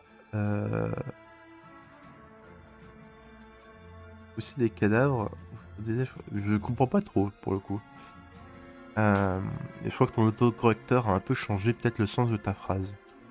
Je rêve aussi secrètement de voir des bandes d'hommes bêtes tourner le dos au chaos et rejoindre Kragnos, les forces de la destruction pour faire changement. C'est possible. Après, pour le coup, comme je l'ai dit plusieurs fois un peu dans certaines vidéos et dans les lives, il y a des hommes bêtes qui sont pas des gores en fait. Il y a des espèces d'hommes bêtes originaires natifs des royaumes qui sont pas du tout chaotiques et qui sont là quoi. Ils pourraient littéralement créer une nouvelle faction avec ça. Elle est magnifique la bande des Grandfather Gardener, j'aime particulièrement Squort, leur insecte de compagnie. Du coup c'est le nom de la bande avec le porte-peste qui se fait transpercer par une espèce de tic démoniaque. Donc là on a un dragon ogre qui est assez stylé aussi. Je suis surpris de le voir dans... Oh ouais, on est dans The Old World. Je me suis dit aussi, c'est bizarre, on est dans The Old World. Pas stylé en tout cas. Ah oui, la dragonne de Cathay. Pas stylé aussi. Petit elfe sylvain. Et avec là, elle fait tout. C'est marrant parce qu'il y a eu une autre figurine du coup qui me semble avait aussi cette hache. Et pareil, ça jouait beaucoup avec les reflets. J'ai l'impression que c'est un peu le go-to de jouer avec les reflets sur cette figurine. Blood Bowl. Ça c'est Blood Bowl, c'est Norska. Là on a Orc. Un Haradrim. Là, on a Pipin ou... Pipin ? Oui, c'est Pipin qui va avec le Gondor. Les duels. Oh, ça j'aime beaucoup. Un esprit des vents luminette contre un Trogoth. Bien stylé ça. Mais ouais. Aussi très très belle chose pour le coup. Comme d'habitude. Hop. Maintenant, alors. Il s'agit de pas s'endormir, bien sûr. On n'est pas pressé, mais il y a beaucoup de news à avoir. Donc on a vu les artworks, etc. Bah maintenant, voyons un peu le lore du supplément Skaven. Si ça vous dit. Est-ce que vous êtes prêts? Hop. On l'a déjà vu, l'Empereur Dragon de Cathay. Il me semble qu'on l'a vu dans un trailer pour Cathay. Il est assez stylé d'ailleurs. Une question, est-ce que le roi des trolls de Warhammer, de Total Warhammer, est-il encore vivant dans l'âge de Sigmar ou pas? Trog, il me semble que non. Il me semble que non. Après, on a un genre de seigneur Trogos un peu similaire, il s'appelle Trog, le roi Trogos, qui est un peu un titre similaire à Trog, qui était le roi des trolls. Est-ce que il y a un parallèle? Est-ce qu'il y a un côté un peu réincarnation? Qui sait? Ça se trouve, c'est juste deux individus séparés et ils ont le même rôle, entre guillemets. Ce qu'on sait, c'est que Trug, c'est un Trogos, un troll presque préhistorique. C'est-à-dire qu'il est presque aussi ancien que les royaumes, il a des milliers et des milliers et des milliers d'années. Et à un tel point qu'il a des peintures rupestres sur lui, genre il dormait dans des cavernes et des mortels primitifs ont peint des peintures primitives sur lui, quoi. Donc il est très ancien. À partir de là, on n'en sait pas plus sur ses origines, quoi. L'Empire est basé sur la période de la Chine ancienne. Cathay, c'est pas que la Chine, je dirais. Il y a un mélange de pas mal de choses. Dans l'idée, c'est l'Asie de l'Est, très clairement. Mais on peut voir un peu quelque chose, des choses qui appartiennent à différentes époques de la Chine ancienne. De ce que j'ai pu voir, il y avait une vidéo très intéressante qui avait été fait par une femme qui s'appelle... J'ai oublié le nom de la chaîne, mais certains vont peut-être se souvenir. Elle avait vraiment fait une analyse des armures, des armes, etc. Elle avait dit à quelle période appartenait du coup ce style d'armes et d'armure, etc. Et elle développait vraiment toutes les inspirations, etc. Et il y avait même quelques inspirations, je crois, coréennes et japonaises. Donc c'est un peu un melting pot, quoi. Comme beaucoup de choses dans Warhammer, d'ailleurs. Est-ce qu'on avait eu Trug depuis l'incident avec sa machine dans le dos? Il me semble que pendant, du coup, la...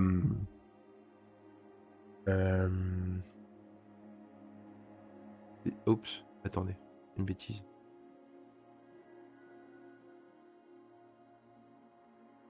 Pendant les croisades et au fort, les Doombringers, il me semble qu'il se fait décapiter, mais que sa machine le ramène à la vie.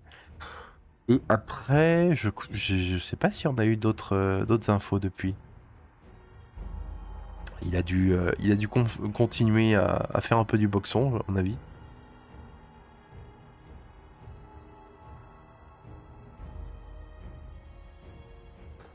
C'est quelle dynastie qui s'est plus inspiré de Game Workshop, Ming, Tang, King, Han? Pour le coup, j'ai pas l'impression qu'il y en a une spécifique, quoi, de manière générale. Et il y a beaucoup de mélanges. Il faudrait que je retrouve la vidéo, pour le coup, elle est intéressante. Et personnellement, je m'y connais vraiment pas assez en ère de la Chine ancienne pour te répondre sur ce sujet.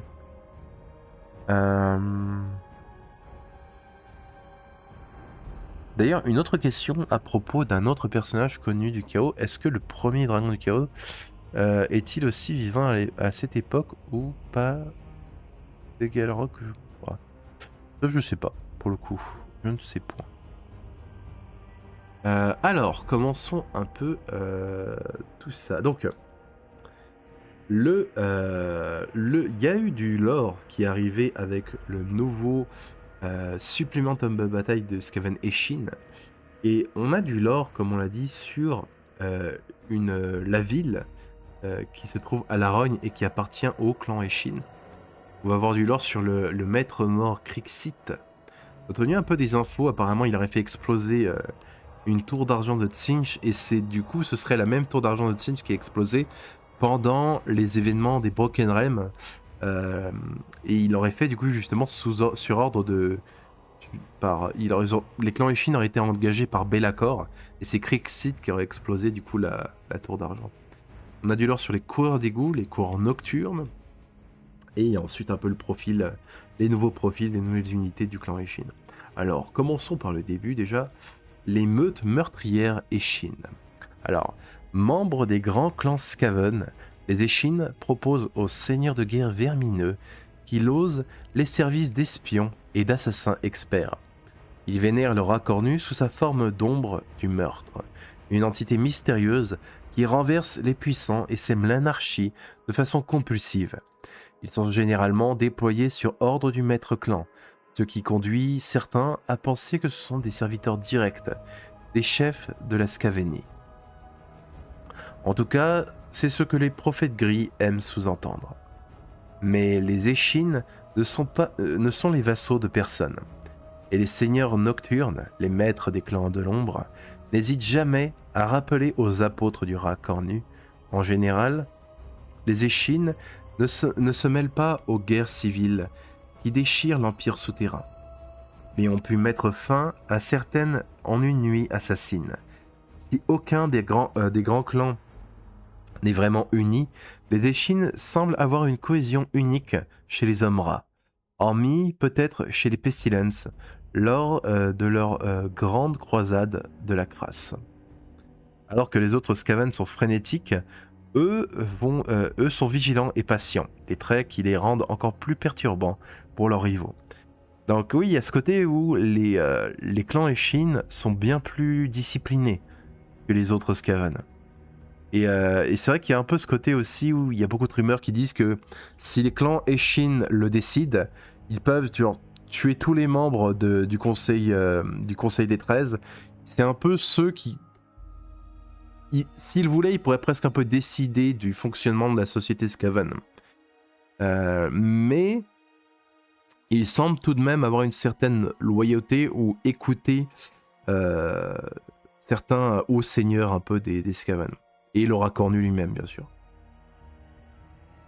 Même si les seigneurs nocturnes considèrent leurs fifres comme sacrifiables, le plus humble soldat Eshin reçoit un minimum d'entraînement, afin de se montrer utile. Ceci dit, les clans de l'ombre ont beau projeter une image d'unité, leur hiérarchie est tout aussi traîtresse que celle des autres clans. Elle est juste plus subtile. Les doyens des clans entretiennent cette situation, car si leurs larbins ne peuvent pas prospérer dans un tel environnement, comment pourront-ils semer la discorde voulue par l'ombre du meurtre ? Donc oui, ils sont un peu plus dissimulés, mais ils sont un peu plus disciplinés, mais ça reste des Skaven. Ça reste des Skaven tout de même. C'est backstab jusqu'à l'infini. À mesure qu'un agent Eshin gravit les rangs, on lui enseigne des arts de plus en plus secrets. La voix de la griffe perfide, la posture de la queue étrangleuse, et les redoutables 13 griffes. Ah, ça j'aime bien le côté où ils ont vraiment des techniques secrètes d'assassin ninja, j'adore. Par exemple, elles sont souvent mêlées à la magie de l'ombre, conférant toutes sortes d'aptitudes surnaturelles aux assassins Eshin, comme tuer d'un simple contact ou une quasi-invisibilité.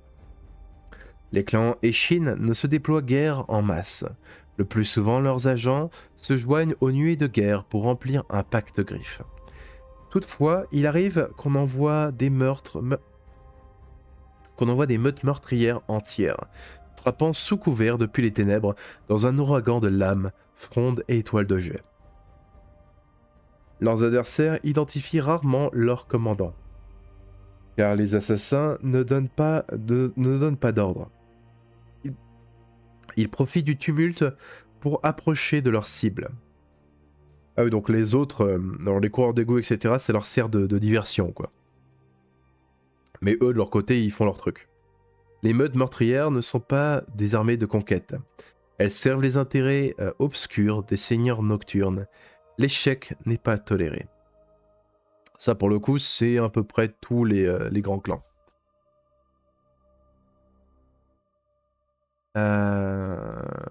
Ensuite, on a du lore sur Velt. Alors Velt, on l'a dit un peu tout à l'heure, mais on redit au cas où. Velt, c'est une des grandes cités Skaven qui se trouve à la Rogne. On a, il me semble, le port Moulder, qui appartient justement au clan Moulder. Il y a Peste-Tertre, qui appartient au clan Pestilence. La Verminerie et la Grouille-Puce appartiennent, il me semble, au clan Skryr et Verminus. Et Velt, du coup, qui se trouve ici au sud-ouest, pardon, ça appartient au clan Eshin. La Verminerie, autant pour moi, la Verminerie, ça appartient à Vizixcourt, qui crée un peu une autre sous-faction qui unit les différents grands clans. Donc la Verminerie, c'est peut-être un peu particulier, il me semble. Mais du coup, Velt appartient au clan Eshin. Donc c'est ce qu'on voit ici. Et qui se tient non loin de Garde-Braise, où va se passer d'ailleurs du coup la nouvelle saison de Spearhead avec les Stigmar contre les Skaven du clan Eshin. Donc quelque part, c'est pas loin, quoi. C'est pas loin. Alors qu'est-ce qu'il nous dit sur Velt ? Comme les autres clans majeurs, les Eshin ont leur forteresse dans l'étendue de la Rogne. Velt ne figure sur aucune carte. C'est un bastion d'ombre dont l'emplacement est un secret bien gardé. Velt ne se situe sur aucune carte. Vous êtes loupés un peu, les gars. Bon, nous, en tant que lecteurs, et un peu, on sait que c'est là, mais du coup, dans l'univers, personne ne sait que c'est là, bien sûr.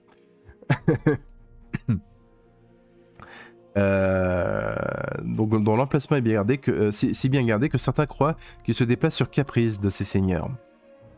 Ça pourrait être aussi une cité qui se déplace. Ça, ce serait intéressant, ça. Les doyens Eshin ont une telle maîtrise des arts ténébreux qu'on dit qu'ils ne sont plus matériels. Dans leur chambre mouvante et semée de pièges, ils soumettent les assassins les plus prometteurs des clans à un entraînement draconien pour apprendre leurs techniques les plus obscures. Il s'y trouve aussi des pièces renfermant les outils les plus cruels et les salles de trophées où sont accrochées les têtes terrifiées de ceux qui ont remis en cause la compétence des maîtres morts. Ok. Ensuite, il y a un petit passage un peu d'histoire. Attendez, oula.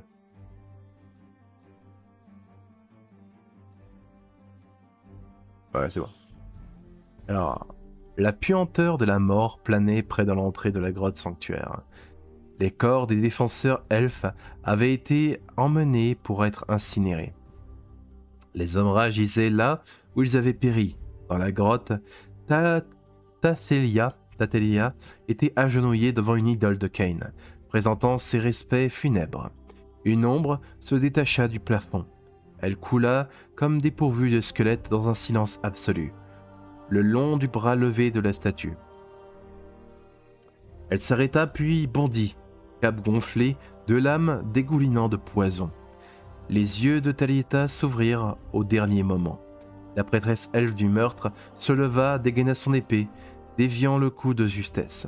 Après une passe tempétueuse, leurs lames se verrouillèrent. Tatelia sourit, frôlant en vermine. Les yeux de l'assassin flamboyèrent. Il y eut un bruissement, puis Tatelia eut le souffle coupé. Une écume sanglante aux lèvres. Elle s'écroula, ses convulsions lui rompant les os. Le Skaven retira la lame enserrée dans sa queue et plantée dans le flanc de l'elfe. La dernière chose qu'elle vit fut l'homme rat se baissant pour lui écorcher le visage. Ah oui, c'est toujours avec les assassins Skaven. Vous pouvez peut-être bloquer 2 lames, mais il y en a toujours une 3e derrière, quoi. J'aime beaucoup, j'aime bien comment les assassins un peu sont décrits comme des ombres presque liquides. C'est assez stylé en vrai comme description. Donc voilà pour la première page. Alors désolé, je vous lis un peu entre les pages. Comme ça on avance de manière un peu constante. En fait, ce clan, c'est les versions de Hitman. Dans l'idée, oui. Est-ce qu'ils décident d'influencer sur la politique Skaven, etc. Ou est-ce qu'ils sont surtout des mercenaires qui se vendent au plus haut franc? C'est surtout des mercenaires dans l'idée. Salut Skippy. Ils ont passé un stage chez Be'lakor. Peut-être, d'après certaines théories aussi potentiellement, les membres du clan Ishin pourraient potentiellement avoir réussi à, vu leur lien un peu avec la magie des ombres, peut-être qu'ils ont réussi à atteindre la toile umbrale. Du coup, cette espèce d'entre-dimension de magie des ombres. Et peut-être qu'ils auraient établi des contrats avec les fameux démons des ombres dont on a parlé sur une vidéo récemment sur la chaîne. Et ça expliquerait aussi un peu leur côté un peu liquide, etc. Peut-être qu'ils ont fait des pactes avec ces entités de la toile umbrale. Ce qui serait intéressant, ouais. Ce qui serait très intéressant. Ce qui les rendrait un peu similaires aux rôdeurs des ombres Khainit aussi. Donc, à voir. À voir. J'ai une question pour toi. Le nouveau perso nommé Cos de la Spirale, il a un symbole de Kraken à la place du symbole Cos. Tu as une explication? C'est parce qu'il est originaire de Anvilgard, qui est un symbole justement de Kraken. Du coup, l'ancienne cité de Sigmar qui a été prise par Morathi. Il est originaire justement de cette cité. Justement, on va lire un peu le lore de l'autre PDF. Je pense qu'on aura un peu des infos sur lui potentiellement là-dessus. Mais c'est pour ça du coup. D'ailleurs, ce perso me fait beaucoup penser à un perso de D&D. On en parlera après, Mais du coup, voilà pour la page 1. Passons à la page sur le maître mort Krixit. Alors, même selon les standards des tueurs froids des clans Eshin, le maître mort Krixit a un tableau de chasse très conséquent. C'est un assassin effroyable au talent légendaire. Un spectre qui rôde jusqu'au moment où il plante une dague enduite de malpoison dans sa proie qui n'a rien vu venir. Crixit a tué toutes les sortes de cibles imaginables. Démons, tyrans morts-vivants et seigneurs azirites ont péri sous sa lame. Et le maître mort est toujours désireux de mettre ses aptitudes à l'épreuve. Peu d'assassins Eshin relèvent leur véritable identité. Merci Monsieur Zangetsu pour le follow. Crixit, lui, veut que sa proie connaisse son nom et les méfaits qui lui sont attribués. Il affirme qu'il s'agit d'un instrument de guerre psychologique qui pousse sa cible à paniquer et à faire des erreurs. Le fait que cela flatte son ego est juste un bonus, bien sûr.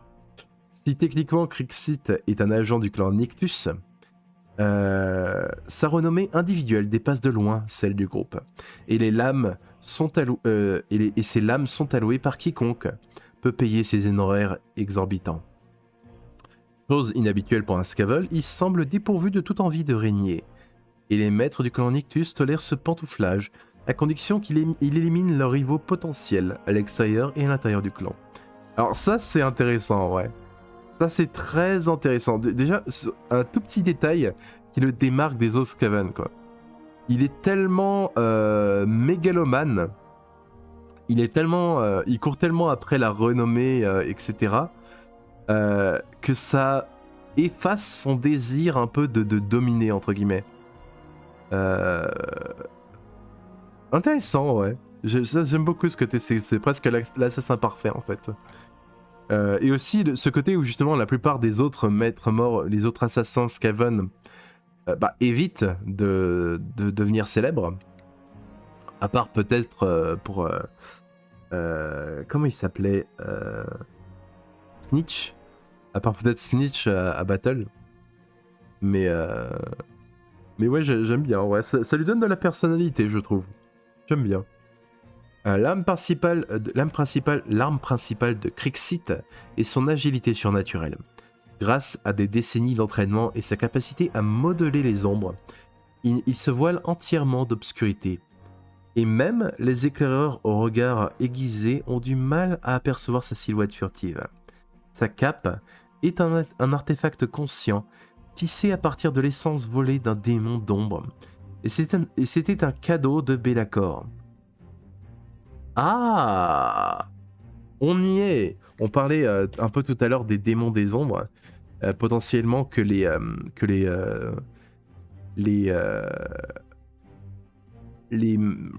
Skaven des clans Eshin utilisaient potentiellement des choses liées aux démons des ombres de la toile ombrale.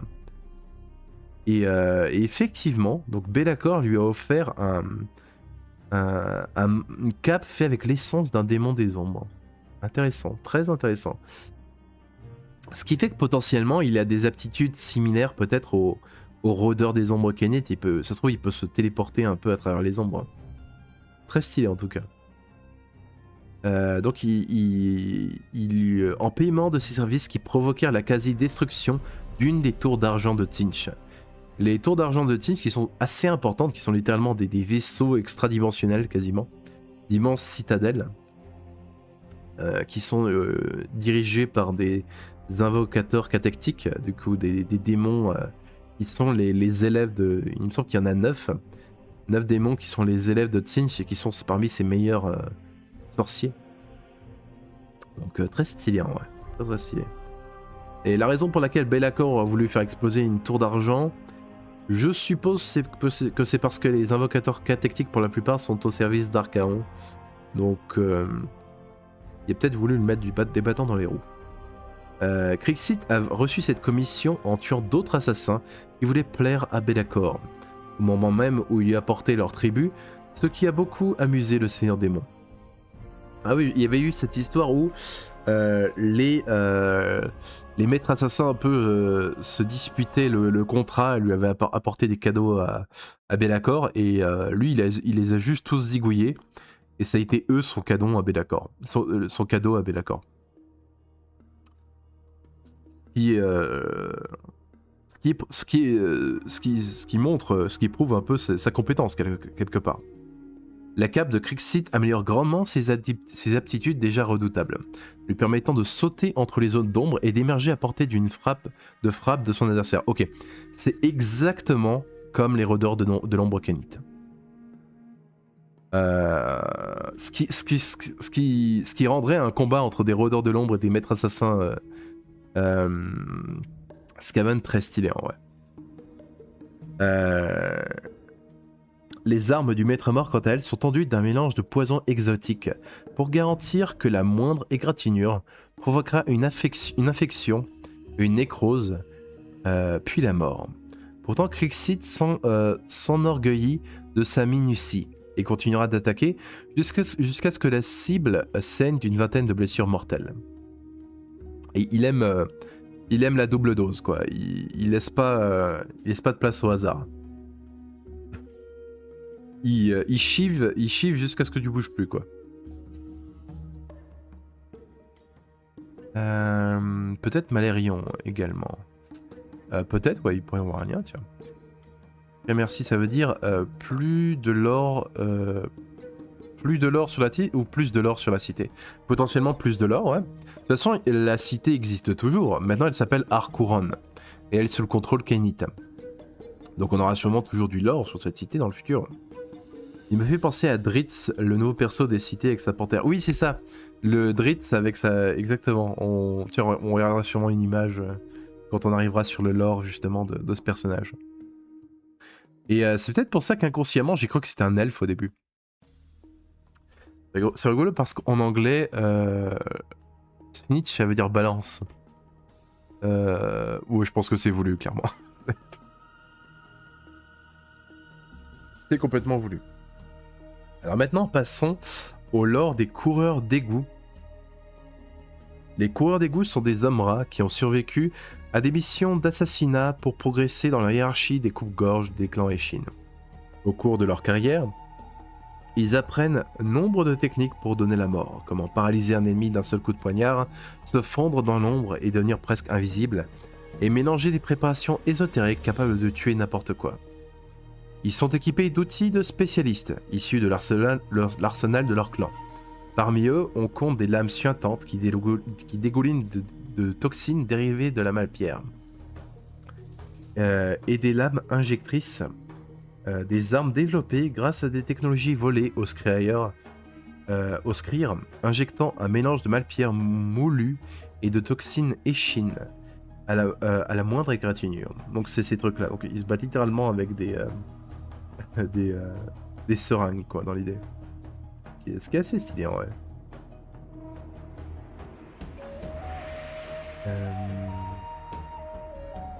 Si les effets de ces concoctions sont variables, tous sont conçus pour causer des morts atroces et briser l'esprit des témoins.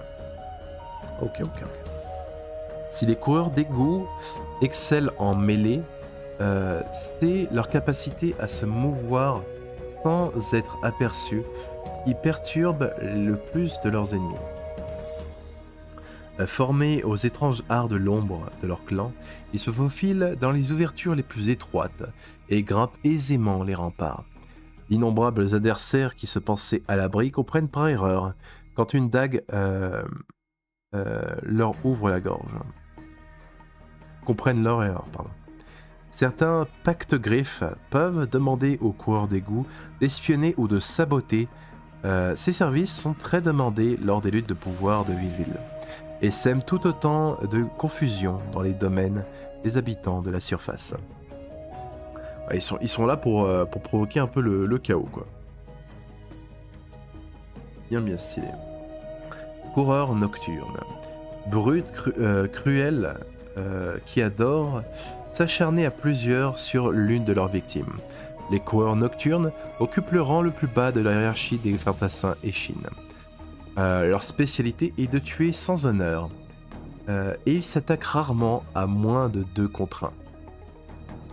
Les bandes de ces infâmes hommes rats assument les tâches les plus viles, comme achever les traînards, saper les positions défensives de l'ennemi, ou distraire celui-ci afin que des agents dont la vie a plus de valeur, puissent accomplir leur mission plus facilement. C'est eux qu'on envoie au casse-pipe pour faire diversion, en gros. Un seul coureur nocturne rachitique, en apparence, peut se mesurer à un soldat humain. Et quand il y en a plusieurs, il possède une détermination surprenante. Ceux qui ont l'habitude d'affronter les guerriers des clans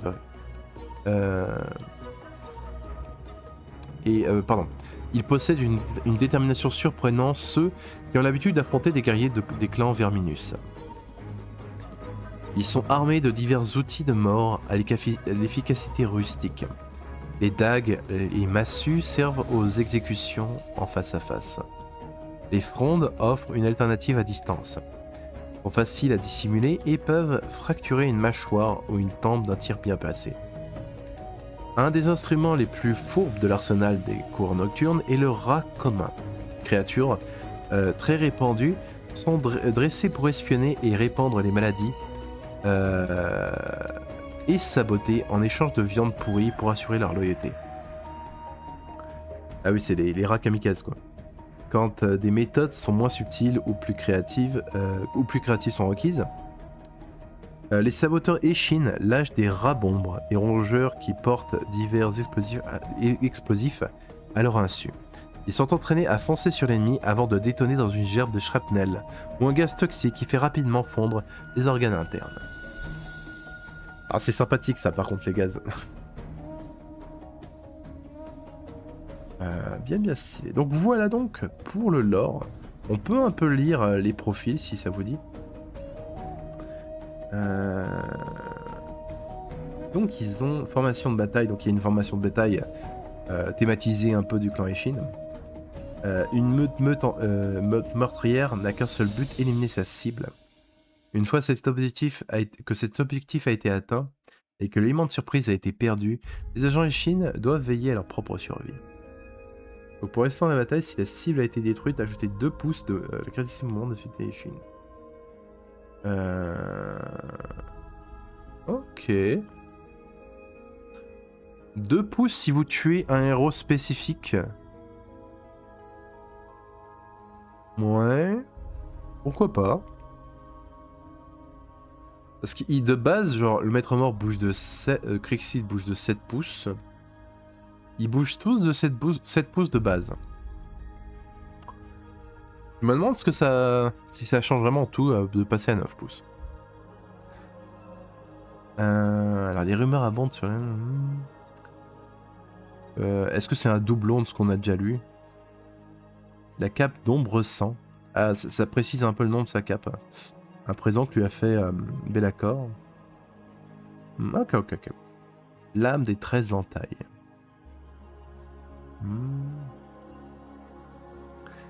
Tiens, je suis curieux un peu de la description de sa cape justement. La cape de Crixit lui confère la faculté de se fondre dans les ténèbres et de frapper instantanément à tout endroit où une meute de ses nombreux agents projette son ombre furtive. Sur la 3+, retirée sur une bataille et passée entièrement à 6 pouces de la cible, elle peut être placée en mêlée. Ah donc c'est un peu similaire à... Je crois que c'est Eltarion qui a ce côté où il peut se TP près d'un ennemi. Après c'est sur un 3+. Mais dans l'idée ça peut en faire un assassin assez propre. C'est quoi son profil? 13 attaques bien sûr. Clin d'œil. 2+, 4+, perf 1, dégâts 1. Ok. En vrai, il y a un truc à faire. Crit mortel d'ailleurs. Ça peut être dangereux en vrai. Anti-héros, perf +1. Ouais, en vrai, avec 13 attaques, crit mortel.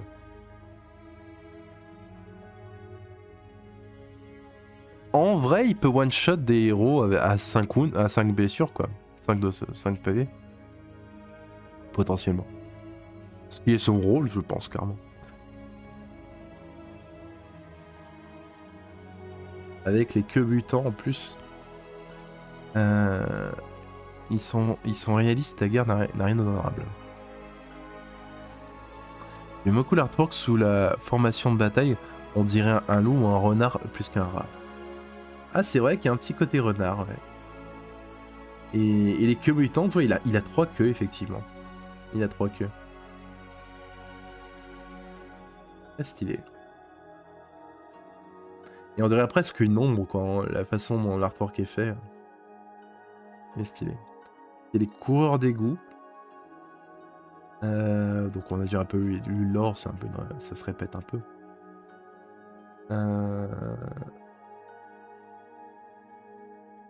Attendez.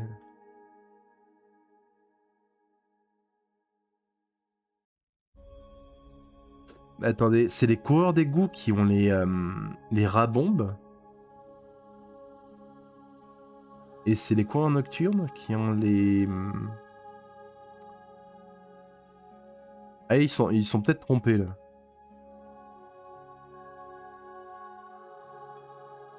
Ils sont peut-être trompés parce qu'ils ont mis le lore des rats-bombes dans la partie des coureurs nocturnes. Alors que c'est les coureurs d'égout qui les ont. À mon avis, ils sont peut-être un peu trompés dans les trucs. Effectivement. Mais ça reste le même lore.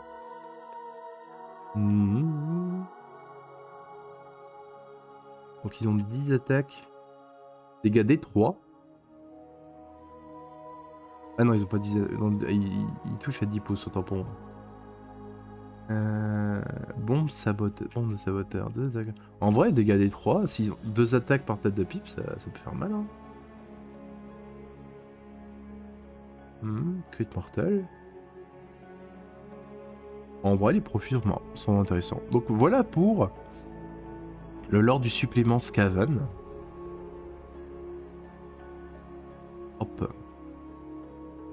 Maintenant, voyons un peu voir le lore des Spearhead, donc les sentinelles de Garde-Braise, et en face, il y a les meutes meurtrières de Crixit.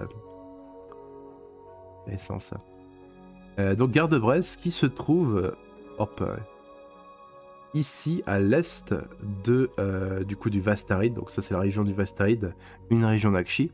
Et ça se trouve à l'est, non loin de la frontière de la Rogne.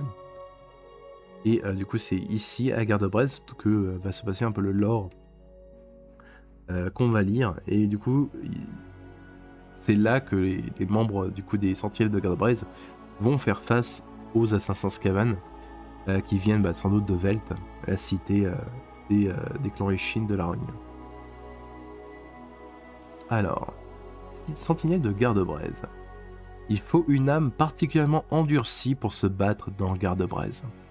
Bien des soldats sont envoyés vers ce bastion vital, mais seuls les plus féroces survivent, jusqu'à devenir vétérans.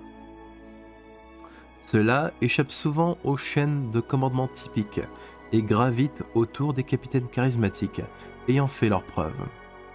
On les appelle les sentinelles de Garde-Braise, déterminés à défendre la cité cadavérique.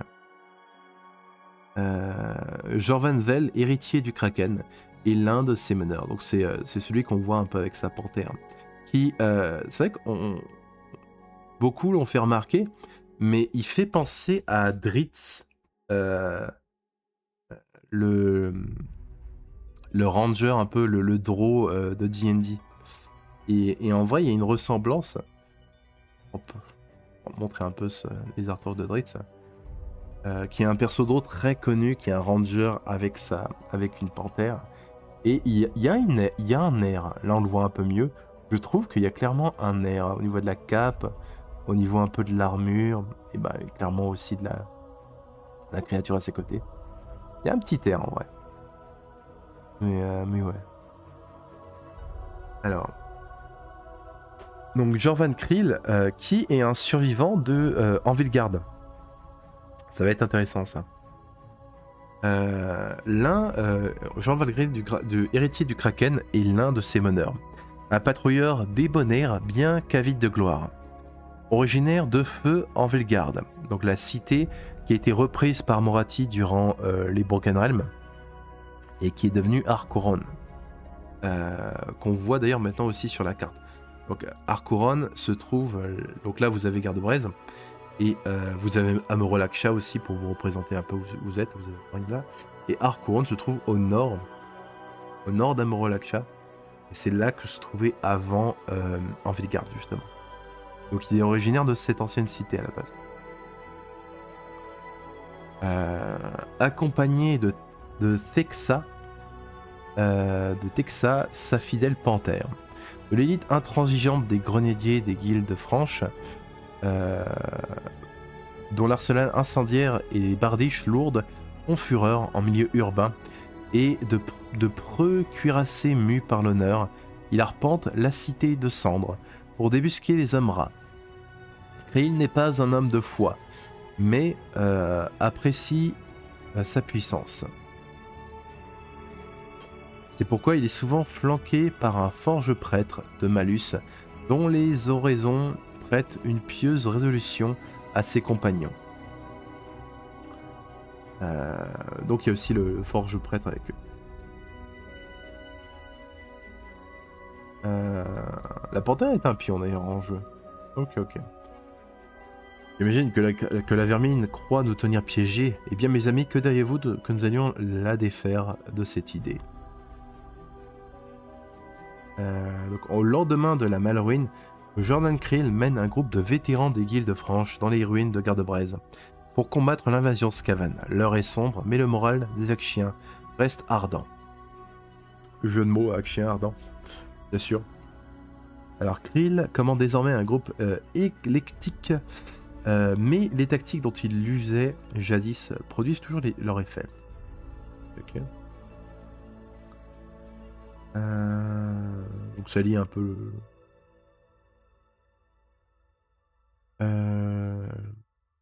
il a formé ses grenadiers à retenir leurs tirs jusqu'à ce qu'ils puissent être déchargés en pleine. Ok, bien que leur cité ne soit plus que des ruines, ces guerriers défient tout ennemi qui voudrait leur arracher. Jordan Krill a acquis au fil de ses aventures tout un assortiment de lames, prêtes à être lancées dans une poitrine ou un ventre ou un crâne. Les compétences de pistage de Krill ou Krell? Krell, c'est pas le même, hein. Petit coquille. Acquise dans les gimbes de la côte des vents brûlants, lui servant encore à Garde-Braise. Ça, c'est intéressant aussi parce que Harcourt, justement, et la côte des vents brûlants, c'est ici. Harcourt est encerclé par une jungle très envahissante. Et donc, c'est assez étonnant, mais il y a un côté très tropical dans cette région, malgré le fait qu'il soit à Akshi, justement. Là où autour d'Amerol, c'est très désertique, très aride. Ce qui explique aussi un peu la présence de la panthère, vu qu'il y a un côté un peu... Il y a sûrement un climat, une faune, une flore tropicale dans la région. Ok. Je vais voir un peu son profil. Regardez.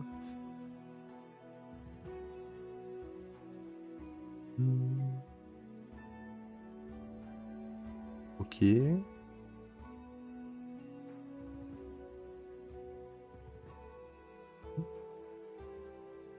Ça après c'est les profils Spearhead. Les preux des guildes franches. Ok. Ça pour point de vue mécanique, je n'apporterai pas énormément. Et ensuite, il y a un peu le lore de la meute meurtrière de Krixit. Les clans Eshin préfèrent la dague clandestine aux griffes exhibées, mais certains contrats réclament davantage qu'un poignard dans l'ombre. Face à une cible trop bien défendue ou si plusieurs victimes désignées se rassemblent, un seigneur nocturne peut dépêcher une meute meurtrière, une troupe entière de ses agents. Une meute meurtrière inclut des Eshin de tout rang, chacun ayant un rôle spécifique dans l'opération. Mais s'il ignore, la tâche des coureurs nocturnes est de faire diversion en mourant. Mais ils demeurent assez bien entraînés et équipés pour poser un réel danger. Les coureurs d'égout se voient confier de semer le désordre, en accord avec les plans de leur maître. Plus à craindre sont les maîtres morts, des assassins aux capacités presque surnaturelles, experts des techniques de l'ombre et des styles de combat retors. Lorsqu'une mission particulièrement délicate se profile, le célèbre maître mort Krixit peut daigner mener lui-même une meute meurtrière. Paré d'une cape de noirceur vivante et employant des lames enduites de poison à Malpierre, Krixit est l'un des rares assassins Eshin à laisser son nom être connu, notamment parce qu'il apprécie cette réputation et les contrats qu'elle lui assure, mais aussi à cause de la terreur que déclenchent les rumeurs de sa venue.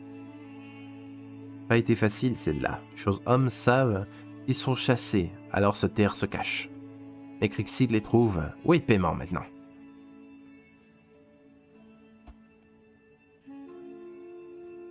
Et ouais, ok.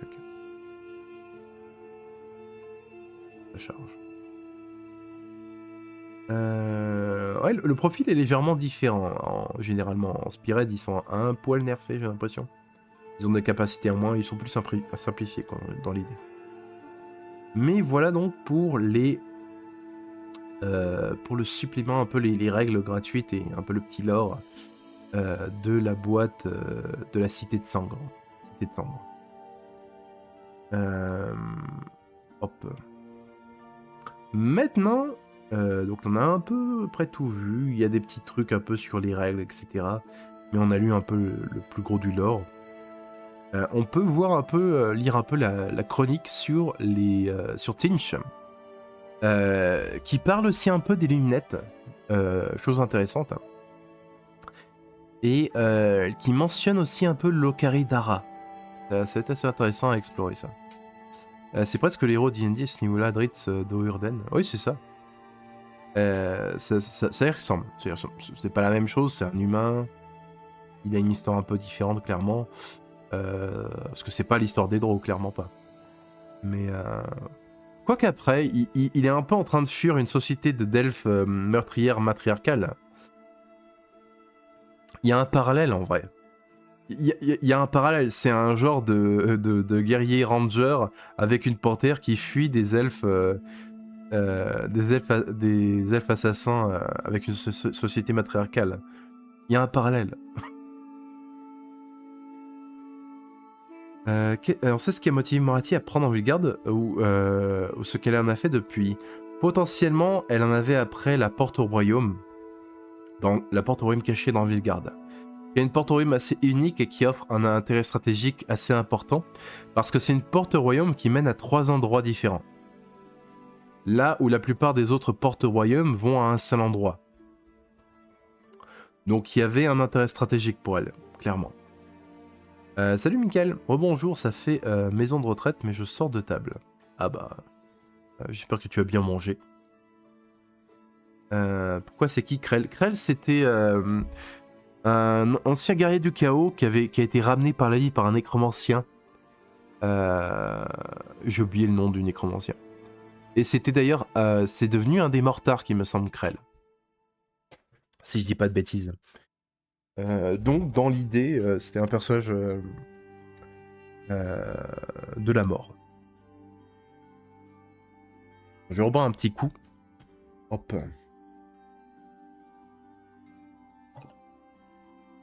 Et je vais faire une mini pause nature. Là, on est à 1h45 de live.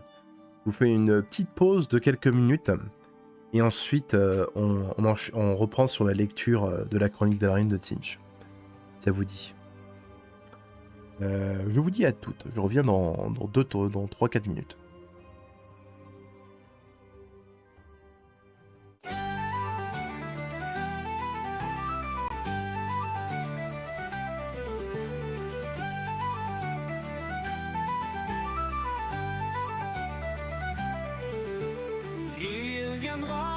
Dieu le roi, portant un puissant marteau, il brisera le chaos.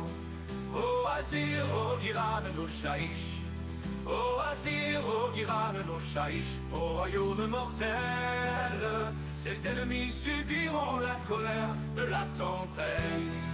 Oh Azir, oh Giran no Shaish, elle viendra des bois, la reine éternelle, semant les forêts derrière elle. La saison de la guerre vient avec elle. Oh Azir, oh Giran no Shaish, oh Azir, oh Giran no Shaish, au royaume mortel, ses ennemis nourriront la vie. Oh Azir, oh Giran no Shaish.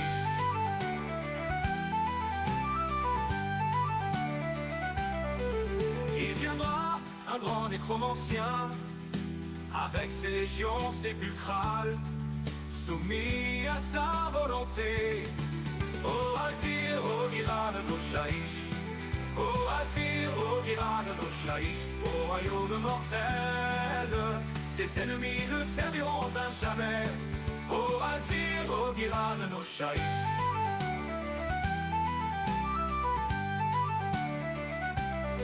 Leur panthéon fera face à l'éternité.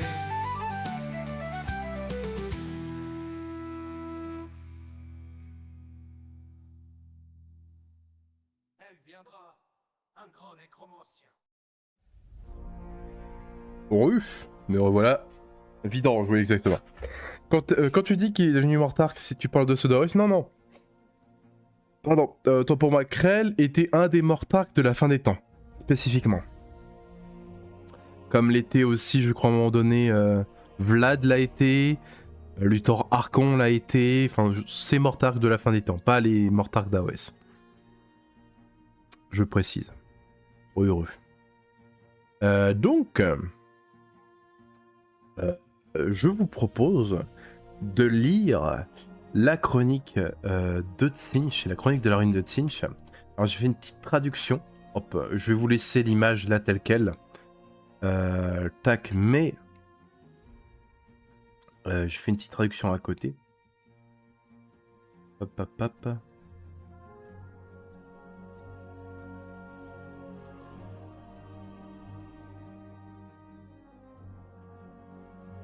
Alors.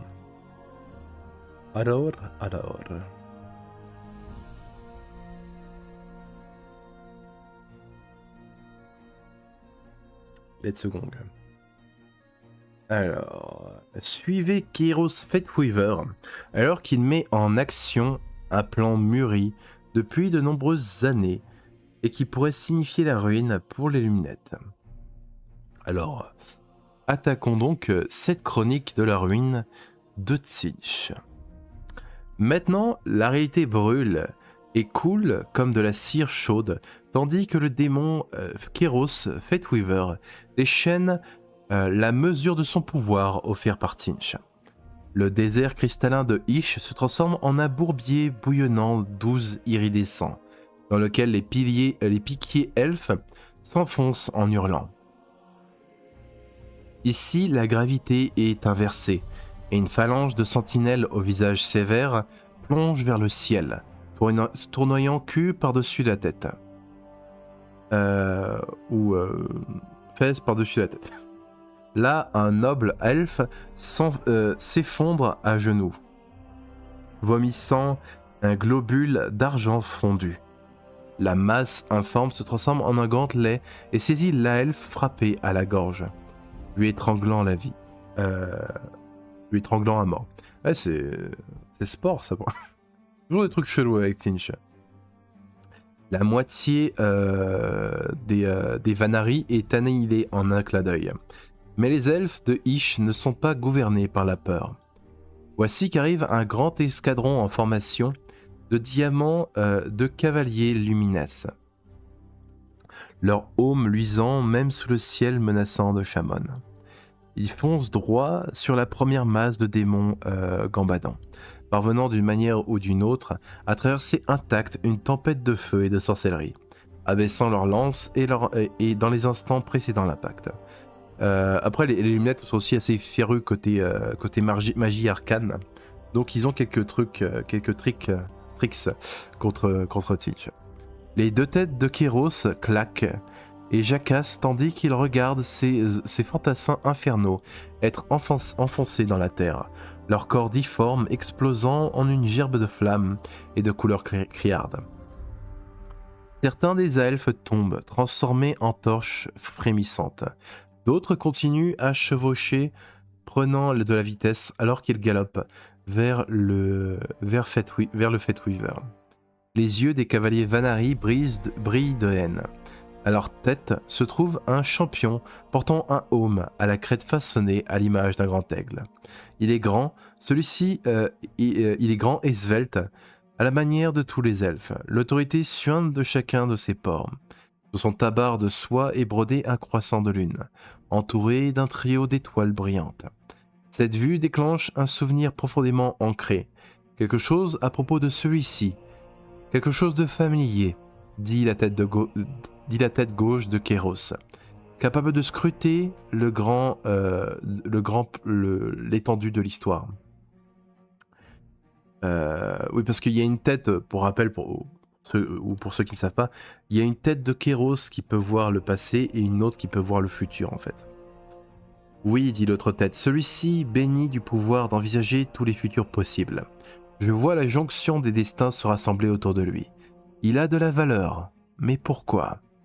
Un éclat d'inquiétude transperce les entrailles du Fate Weaver. Pas une peur de la mort, la destruction de sa forme physique n'a jamais troublé Kéros. Il est le serviteur favori du dieu du changement, et au-delà de telles préoccupations mesquines, Mais l'échec risquait de le déplaisir ultime de Tzeentch, même le plus puissant des démons doit redouter cela. L'incertitude s'empare de lui. Il ne parvient pas à saisir la signification de cet instant dans le temps. Il siège inconfortablement au centre de sa compréhension temporelle, entre ce qui sera et ce qui fut autrefois. Oui, il y a aussi ce côté où c'est très difficile de combattre Kéros parce qu'il est à la fois dans le passé et dans le futur, mais sa faiblesse, c'est qu'il ne peut pas exactement être dans le moment présent. C'est un peu sa faiblesse. Il a un genre d'angle mort, en fait.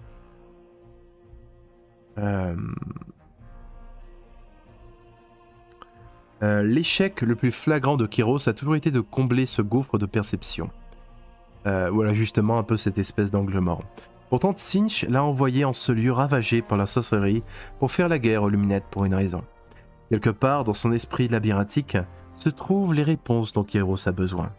Les yeux de la tête la plus à gauche, celle qui peut scruter le passé et connaître chaque secret, se voile de blanc. Sa conscience, la conscience de Kéros se détache du présent, et le monde autour de lui devient flou et indistinct, comme de la peinture qui coule sous la pluie. C'est une belle image, ça. Alors, au-delà des fenêtres cristallines de Thor Hector, le ciel brûlait. Donc là, on est dans le passé.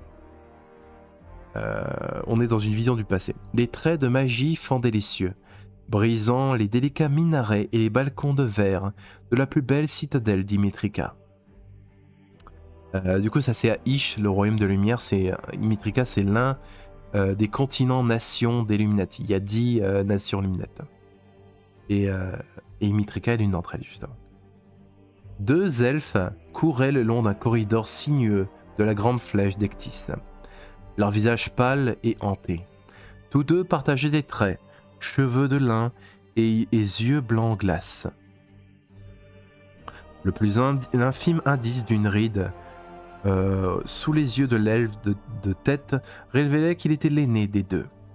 Vertilion l'a fait, siffla cet aîné. Cette créature folle, il prévoit de nous annihiler tous en représailles pour des offenses imaginaires. Père, dit le second elfe, que peut... Tais-toi et suis-moi, Célion. Il y avait un autre être présent en ce lieu. En ce temps, il scrutait à travers la peau de la réalité détachée du royaume physique tout en buvant avidement chaque souvenir, chaque vue et chaque secret prononcé. Les 2 elfes pouvaient sentir le mal dans l'air, une sensation émanant de la présence de l'intrus. Dans leur panique, ils l'attribuèrent à la perceptive imminente d'une guerre civile arcanique qui menaçait d'engloutir le monde entier. C'est une erreur compréhensible, car la chute des spires, la grande calamité elfique, ferait exactement cela. Donc ça, c'est justement pendant l'Okari Dara. Donc la chute des spires, c'est un peu l'équivalent de l'âge du chaos pour les Luminettes. Parce que pour les autres royaumes, à part Azir, l'âge du chaos est arrivé, les forces du chaos ont ravagé les royaumes mortels, les Luminettes ont réussi à tenir. Cela dit, ce qui a provoqué leur chute, c'est eux-mêmes. C'est une grande guerre civile qui a englobé quasiment tout le royaume de Ish et qui a complètement ravagé sa surface. Et donc c'est ça le Karidara. Ce conflit revendiquerait sous peu la vie de l'un d'eux et condamnerait l'autre à une existence déchirée par la culpabilité et le chagrin. Le passage culminait en une porte scellée d'éther-quartz luisant, incrustée de gemmes et de symboles runiques de Ish. Au-delà de cette porte se trouve l'arsenal héliotropique de la maison Ectilar, dit l'elfe le plus âgé. Chaque dispositif, chaque arme qu'il contient a été créé pour protéger non seulement l'avenir de notre dynastie, mais la prospérité de Dimitrika elle-même. Le spectateur au-delà du voile ne put dissimuler un frisson victorieux. Les deux elfes sentirent cette émotion intrusive, et pendant un instant, leurs yeux scrutèrent le corridor apparemment vide. Donc un démon est en train de les observer et ils sentent la présence. Puis il y eut un terrible tremblement qui les fit chanceler en voyant des fissures en toile d'araignée se propager sur des murs de marbre. « Je comprends, père, dit le jeune Célion. Je ne comprends pas, aboya l'aîné. » Et ses mains se tendirent pour saisir celle de son fils dans une prise de vis. Cette guerre couve depuis des décennies. Elle s'étendra bientôt au-delà des frontières de Thor-Hector. Elle sera alimentée par des âmes imprudentes et arrogantes, des tyrans qui préféraient voir Ish consumé par les flammes, plutôt que d'admettre leur brise. Que peut-on faire ? Il incombera à des êtres tels que toi et moi de guider notre parenté à travers cette catastrophe. Nous devons agir sans peur, Célion, être impitoyables si nécessaire. Les dispositifs de cette armurerie possèdent le pouvoir d'annihiler des royaumes entiers. Je ne fais confiance qu'à deux âmes pour manier un tel pouvoir de manière responsable. Toi et moi. Donc ça, c'est vraiment très intéressant pour le coup d'avoir une vision directe de l'Ocarina. C'est quelque chose dont on a eu que des descriptions, mais là, pour le coup, on a vraiment une scène directement à la Ocarina, donc c'est assez intéressant, quoi. Et donc ça montre vraiment, leur dialogue montre vraiment que les armes qu'ils avaient durant l'Ocarina, c'était vraiment des armes de destruction massive, quoi. Des armes qui voudraient un peu aux fameuses bombes à Malpire d'Escaven, ce genre de choses, enfin, vraiment de choses qui peuvent ravager des montagnes entières et transformer des paysages entiers en déserts complètement désintégrés, quoi.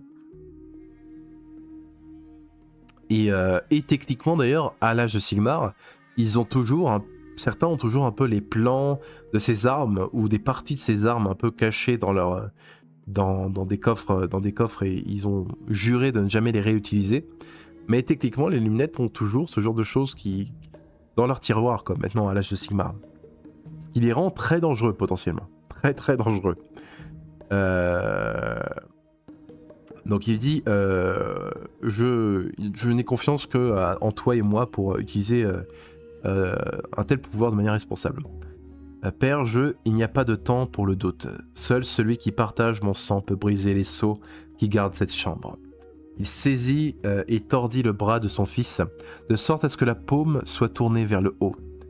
Un long doigt brillant d'un pouvoir Eldritch marqua un sigil dans sa chair, le brûlant avec chaleur et lumière.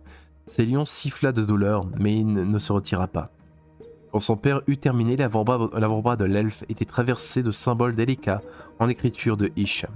Au centre de ceux-ci pendait le croissant de lune et 3 étoiles, le sigil de la maison Ectilar. La elfe le plus âgé leva son propre bras et désigna la porte, où les mêmes glyphes luisants étaient reproduits sous forme de gemmes d'éther-quartz et de boucles de métal solaire gravé. Le spectateur invisible observa ce rituel avec une attention fascinée. Les deux elfes se figèrent en sentant à nouveau cette présence maligne. En fait, ça fait bizarre. Ils sont un peu en panique, c'est le chaos autour d'eux, c'est l'apocalypse, et ils sentent un peu cette présence malaisante d'un démon qui ricane et qui peut pas s'empêcher de par son intérêt genre malsain de dévoiler sa présence. Célion sortit même une dague fine, Pendant un instant, il imagina qu'il avait aperçu le contour fantomatique d'un monstre menaçant, ses ailes soulignées par des flammes sorcières, et ses yeux, ses 4 yeux, le regardant avidement depuis un endroit bien au-delà de la réalité. Pas une respiration.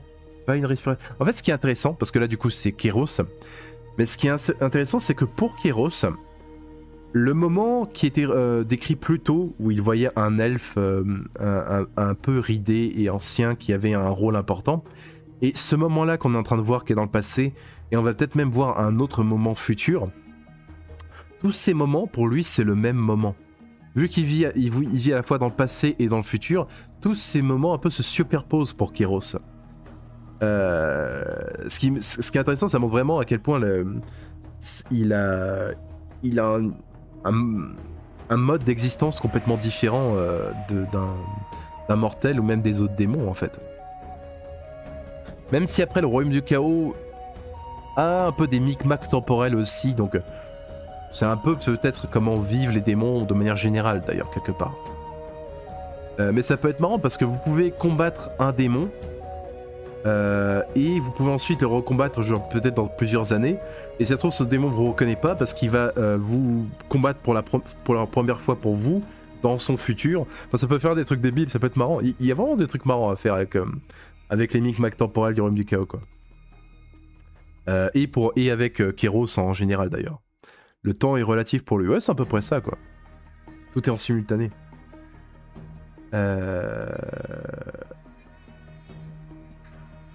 Donc pas une respiration plus tard, le rayon d'énergie héliothermique d'une lance d'éther de la taille d'une cité fracassa les protections arcaniques de Thor Hector. Ah oui, donc la cité a sûrement un peu un dôme de barrière arcanique. Et il y a un rayon de la taille de la cité qui vient de frapper dessus. Ça c'est vraiment l'Ocaridra. C'est vraiment quand la longue guerre froide des Luminettes a atteint son paroxysme et qu'ils ont tous appuyé sur le bouton nucléaire. Et là on y est. Là c'est bien stylé. On est dans l'ambiance quoi. Réduisant le père de Célian en cendres et perçant un trou d'une 12aine de pieds de diamètre dans le mur cristallin de la tour. La force de l'explosion fut telle que Célian fut projeté en arrière, atterrissant assez durement pour briser une jambe et fissurer son crâne en 3 endroits. Donc le rayon a loupé la cité de peu, mais ça a bousillé un peu une partie de la tour où ils sont quoi. Miraculeusement, Célian survivrait à ses blessures. Le destin est toujours imprévisible pour la plupart du moins. Maintenant, donc là on revient dans le moment un peu présent. La contemporanéité revient en trombe et les yeux de Fate Weaver s'ouvrent brusquement. Pas une seconde n'a passé, mais les cavaliers, elles, sont rapides comme le vent. Leur chef, fondant sur le seigneur, le duc du changement, avec la lance abaissée. Le prince marqué de la lune. Celui-ci possède quelque chose dont nous avons besoin. Quelque chose que nous avons longtemps oublié. Nous devons le reprendre. L'hésitation a refusé à Kéros la chance d'oblitérer ses attaquants à distance de sécurité. Sa conjuration, une rafale balayant des dagues de cristal tranchantes comme des rasoirs, éventre un tiers des cavaliers chargeants, mais le reste fait pivoter leur monture avec une grâce stupéfiante, évitant le pire de la grêle. Avant qu'ils ne puissent tisser un second sort, ils sont sur lui. La lance du chef descend, sa pointe, un point de soleil luisant qui perce les yeux du démon, le faisant tressaillir de douleur. L'arme d'Ast transperce la poitrine de Kéros et continue à travers la chair et l'os. Je sais pas si on peut qualifier ça de chair et d'os, mais c'est un démon, il est fait d'énergie, mais il y a après il se matérialise. C'est un peu flou. Un vif éclair de douleur, Kéros chancelle, poussé sur ses jarrets. Le seigneur elfe laisse tomber son arme encombrante et fait tourner sa monture pour une autre charge, maintenant avec une épée en main. Les deux têtes de Kéros hurlent d'une voix haineuse. Leurs pensées se chevauchent. Non, ce règne ne doit pas prendre fin, pas encore. Brûlez-les, tordez leur chair. Des serpents de feu jaillirent des serres de Kéros, et un cavalier arrivant est embrasé, basculant de sa monture. Une autre lance déchire l'aile droite du démon, lacérant la membrane et répandant des plumes. Hurlant maintenant de douleur, Kéros rassemble des particules d'arcane pour façonner un autre sort. Mais la magie meurt sur sa langue alors que le seigneur elfe au aume d'aigle et au tabard de lune s'écrase à nouveau sur lui. Une épée plonge dans le flanc de Kéros et il sent sa connexion au royaume physique commencer à s'effriter comme un pont de cordes dans un ouragan. Des visions défilent devant les yeux de Kéros et sa forme aviare convulse, recrachant sa bile huileuse. L'heure est perdue, mais le destin est inexorable. Le seigneur elfe revient pour le coup fatal, levant son épée en prise inversée pour embrocher le crâne droit de Kéros. L'entité scindée qu'est Kéros se concentre sur un dernier sort. Il y a un flash de lumière et une soudaine pulsation d'énergie qui fait vaciller le cavalier dans sa selle. Un petit sort bien modeste, à vrai dire, à peine digne de l'un des sorciers favoris de Tzeentch. Pourtant, l'elfe est étourdi assez longtemps pour que la tête gauche de Kéros, le prophète, jaillisse, saisissant et sectionnant l'avant-bras du guerrier d'une seule morsure tranchante. Le membre tournoie dans les airs et le Fateweaver l'attrape dans son bec, l'avalant avec une convulsion péristaltique de son gésier. Le seigneur elfe grogne et s'affaisse dans sa selle, la crinière blanche de sa monture tachée de son sang rouge. Ah, donc il voulait sûrement le bras pour... parce que c'est le bras qui avait la marque que son père a posée sans doute. Kéros a le temps d'un cri de rire triomphant, avant que les lances de 3 autres cavaliers elfes ne plongent dans ses entrailles et que le royaume des mortels disparaisse dans un tourbillon défaillant.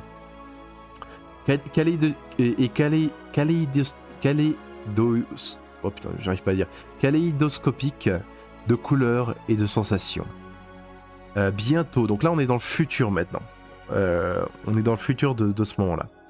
Alors que les hurlements des cris d'alarme commencent à résonner à travers les halls, Célion Ectilar bondissa de sa chaise dans son étude, dégainant son épée longue.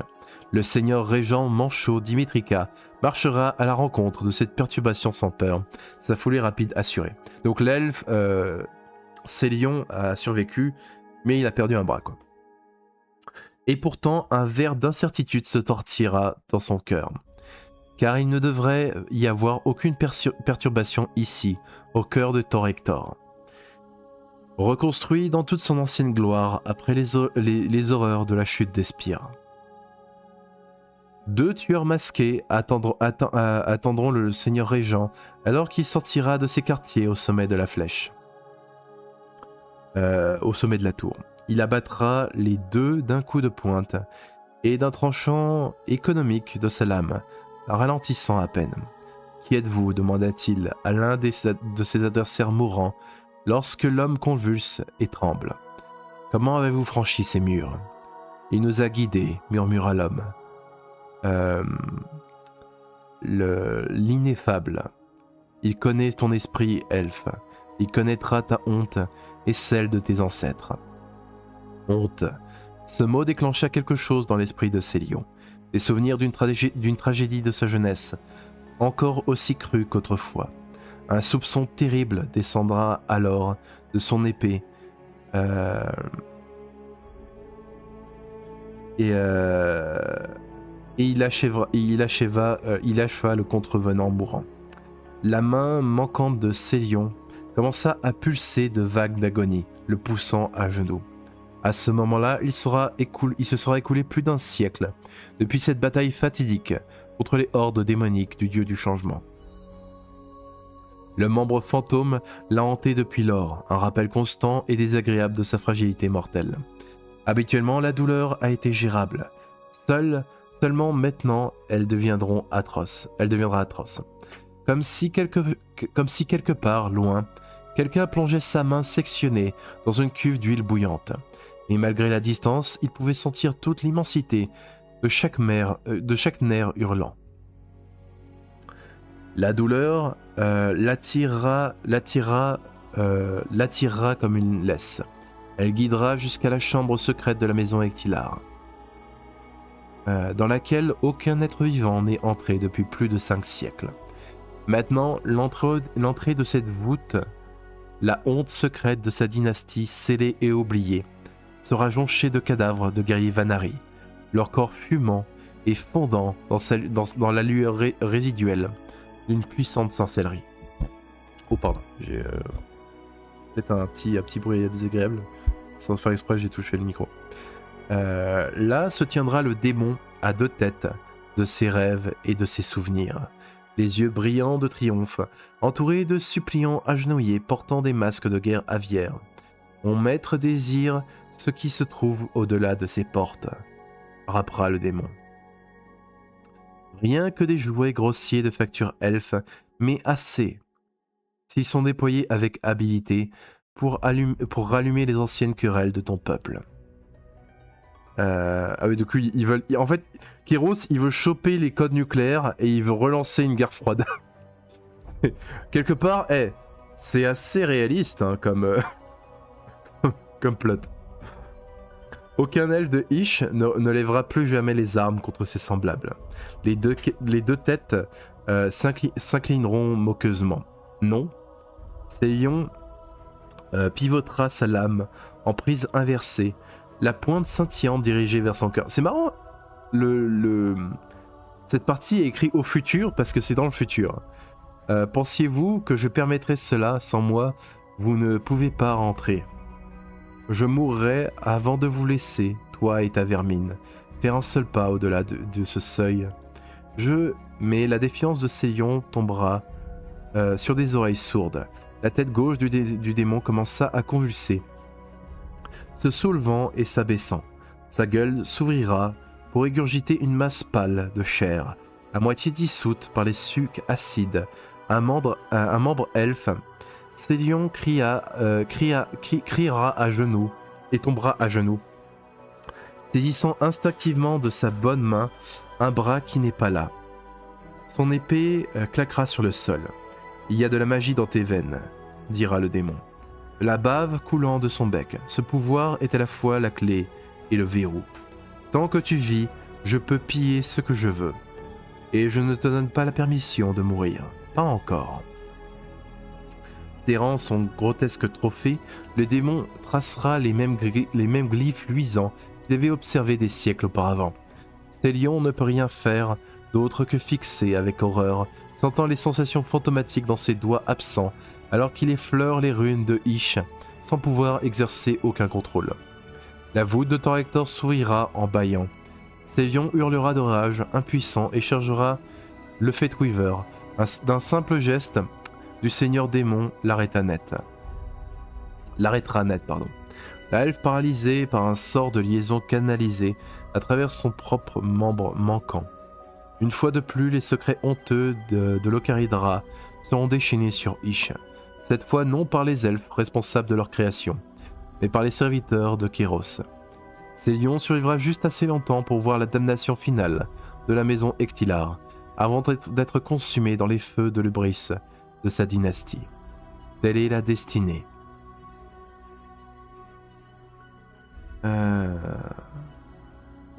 C'est la fin de cette chronique qui était très intéressante en vrai. Donc ouais, c'est vrai, c'est écrit au futur. Je trouve ça très intéressant en vrai, la façon dont il est cette chronique est très très bien écrite en vrai, je trouve. Ça transmet bien la perception du temps complètement déphasée par rapport à celle que le mortel, celle qu'on a nous. Ça montre vraiment comment les démons sont un peu hors du temps et de la réalité. C'est vraiment bien fait. On explore l'Ocaridara, ça aussi c'est une époque très intéressante dans l'histoire des Luminettes. Euh, et,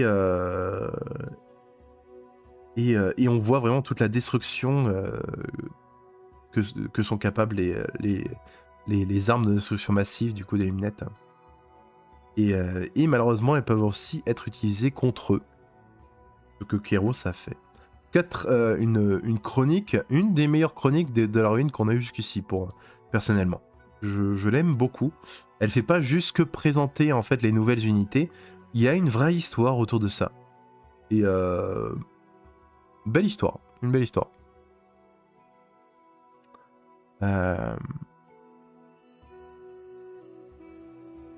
Le rééquipement, c'était Kéros qui venait de lâcher un pen dans le... Coucou à tous en mode histoire. Coucou Cyril. Yem un bras. Il a eu du mal quand même, le pauvre Kéros, contre 3 lunettes, c'est pas un grand immonde qui aurait regardé comme ça. Ils sont... Après, il en a tué beaucoup quand même. Mais ouais, les démons de Tsinch, c'est pas les plus grands guerriers qui soient, quoi, comparé aux autres. Je veux dire, Nurgle, ils sont plus tanky, Khorne, ils sont plus bourrins, Slaanesh, ils sont un peu plus agiles. Kéros, c'est pas le plus grand combattant, quoi. Mais bon, c'est vrai que ils ont été clutch, quoi, les lunettes. Ils ont été assez forts, quoi. Après, je veux dire, le lore de Warhammer n'est absolument pas exempt d'elfes badass qui se font des démons majeurs à eux tout seuls. Je veux dire, vous avez... Bon, c'est un exemple extrême, mais vous avez Einarion qui s'est fait 1v3 ou v4 des démons majeurs, quoi. Bon, il avait l'épée de Cain, il me semble, mais... Ou il avait pas encore, tiens, je sais plus. En tout cas, il s'est fumé des démons majeurs à lui tout seul, quoi. D'ailleurs, c'est sûrement aussi un parallèle dans le lore du Seigneur des Anneaux. Il y avait aussi un elfe qui a affronté le roi des Balrogs. Il y avait aussi Gandalf s'est fait un Balrog à lui tout seul. Des fois, il y a un peu les immortels qui flexent un peu, quoi.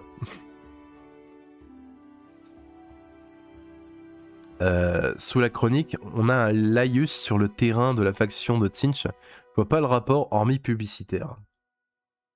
Ouais, après justement, après l'histoire, ça doit parler, ouais, effectivement des nouvelles figues, tout simplement. Ça change pas le fait que l'histoire était intéressante. Là, pour le coup, là où je dirais que la dernière chronique, celle sur Nurgle, était un peu en mode... celle-ci, justement, Art of Blight. Comme j'ai dit, les Sylvanettes, le comportement de Sylvanette est pas cohérent, on dirait des humains.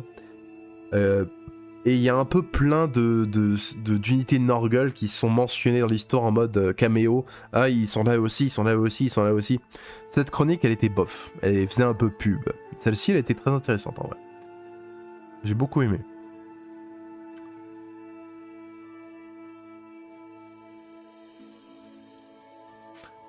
Celle-ci, en fait, elle sentait un peu le renfermer. Et celle-ci, elle change. Ouais, subtile. Celle-ci, elle est subtile. Elle change de d'habitude, celle de Tsinch.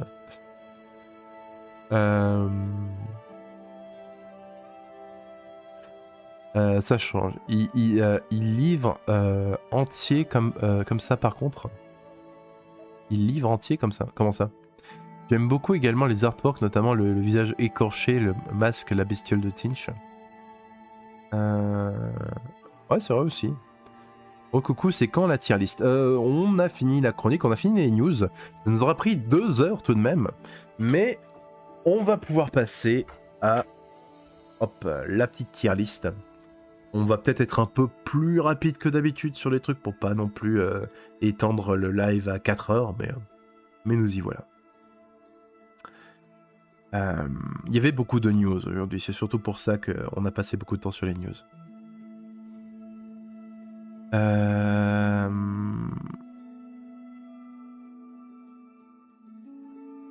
C'est clair que c'est exceptionnel d'avoir une phase qui explore Caridara. Oui, ça j'aimais beaucoup en vrai. Gandalf s'est fait un Balrog, mais il y est resté, certes. Un peu poule, qu'est-ce que ça veut dire? Un peu poule? Comment ça? Un nouvel auteur avec un checklist peut-être. Peut-être. Normal qu'elle change ses signes, c'est l'architecte du changement. Et exactement.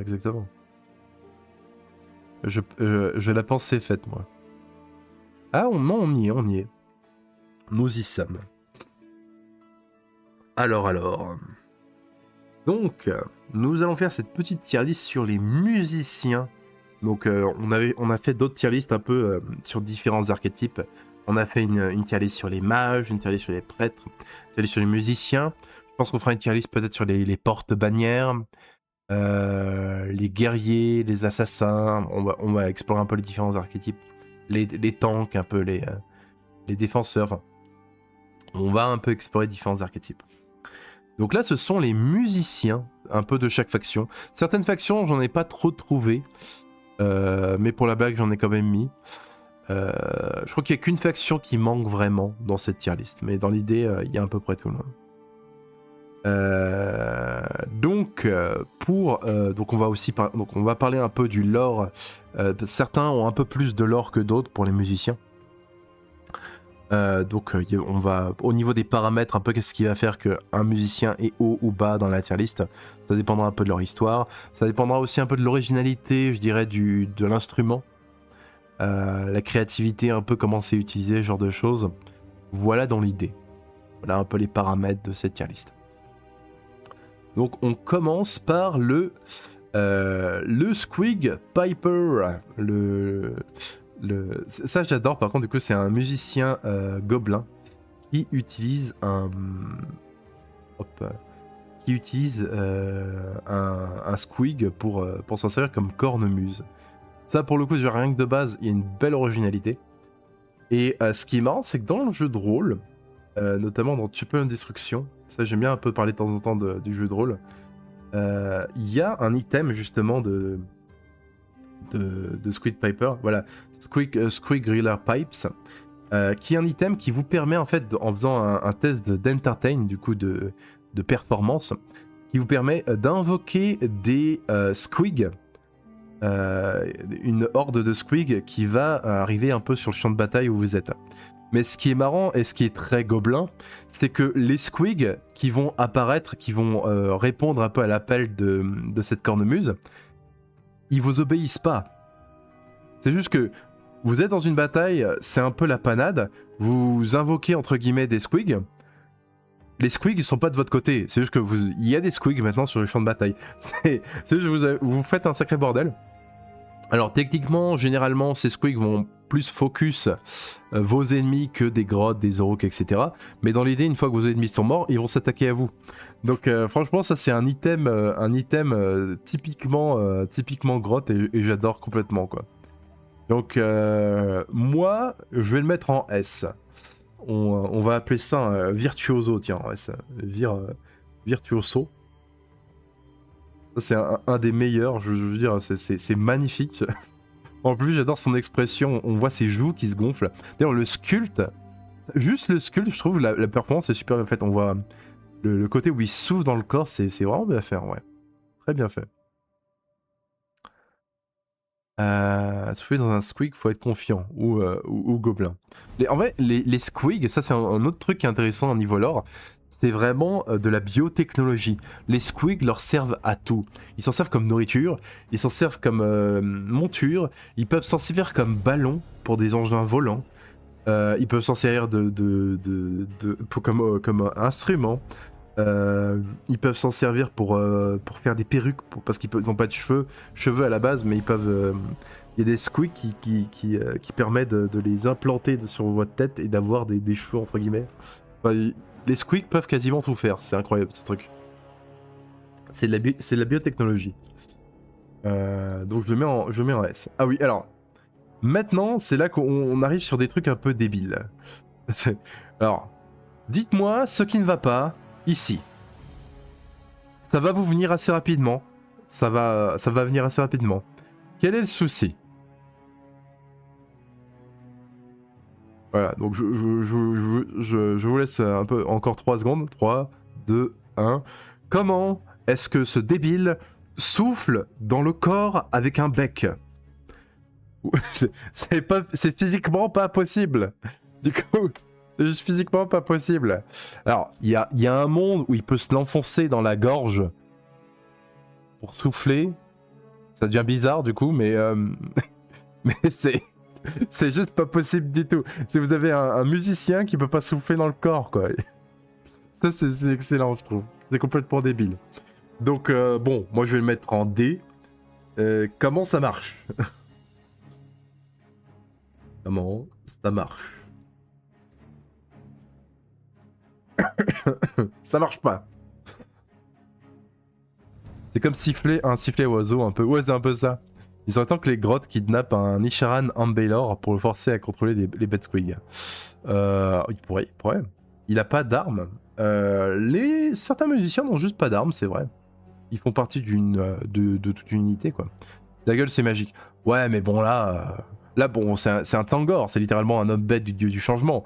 Mais va falloir m'expliquer quand même. Hein. Je veux une petite description du phénomène. Effectivement, le bec, c'est pas méga étanche pour souffler, quoi. Ça m'a pas choqué. Ah oui, bah, écoute, hein, il a un... Ça me paraît compliqué. Même la forme du corps, vous voyez ce que je veux dire? C'est un embout très large. Comment la physique fonctionne?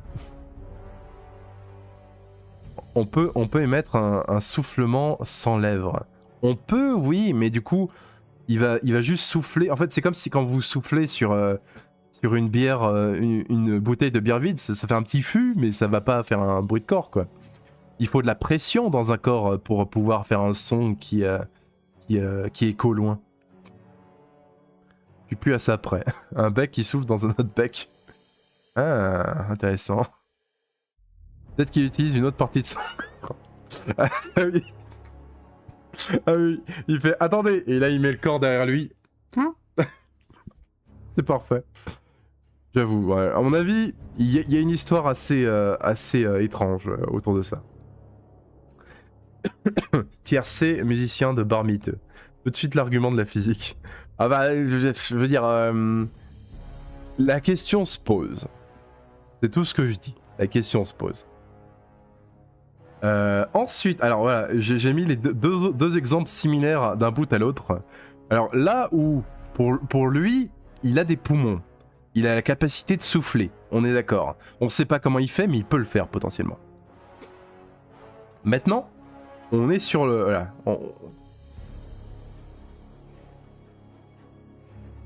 voilà. Donc maintenant, comment il fait là? Donc il a un beau tromblon, il est très beau, etc. Mais c'est un squelette. Il a pas de poumons.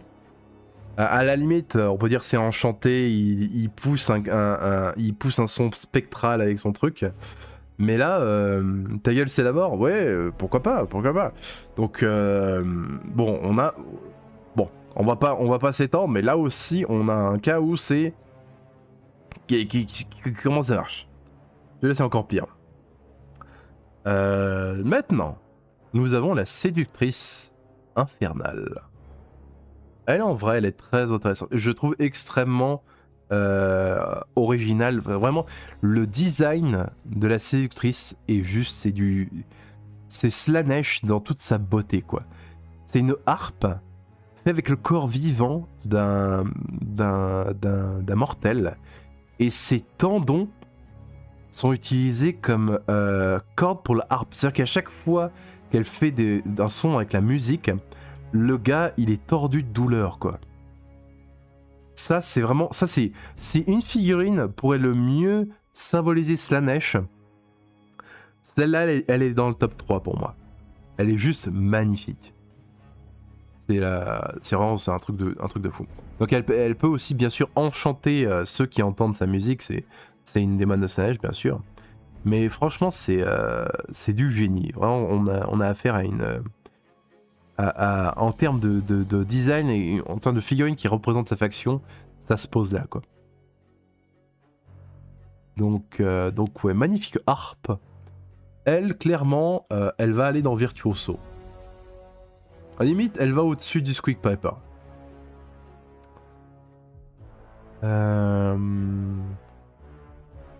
L'autre, c'est les vents de la nécromancie qui souffrent dans le tromblon. Oui, bien sûr, bien sûr.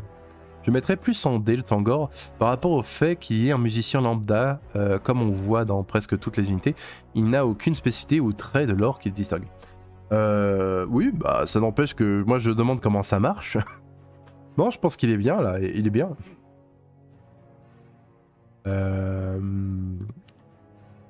Elle est très intéressante et je l'ai fait. Je l'ai, mais il faut vraiment la refaire au moins pour la tronche. Je comprends pas comment les démons axés entre autres sur la séduction et l'élégance peuvent être si laids. Elle est mal proportionnée en plus. Après, je pense que la tête peut changer si la tête te va pas. Mais ça, c'est Slaanesh après. Slaanesh, c'est pas nécessairement la beauté, l'élégance, etc. C'est surtout l'excès. L'excès. Il y a un côté malaisant parce que justement, c'est Slaanesh. Pour moi, ça reste cohérent quand même. Ça reste cohérent.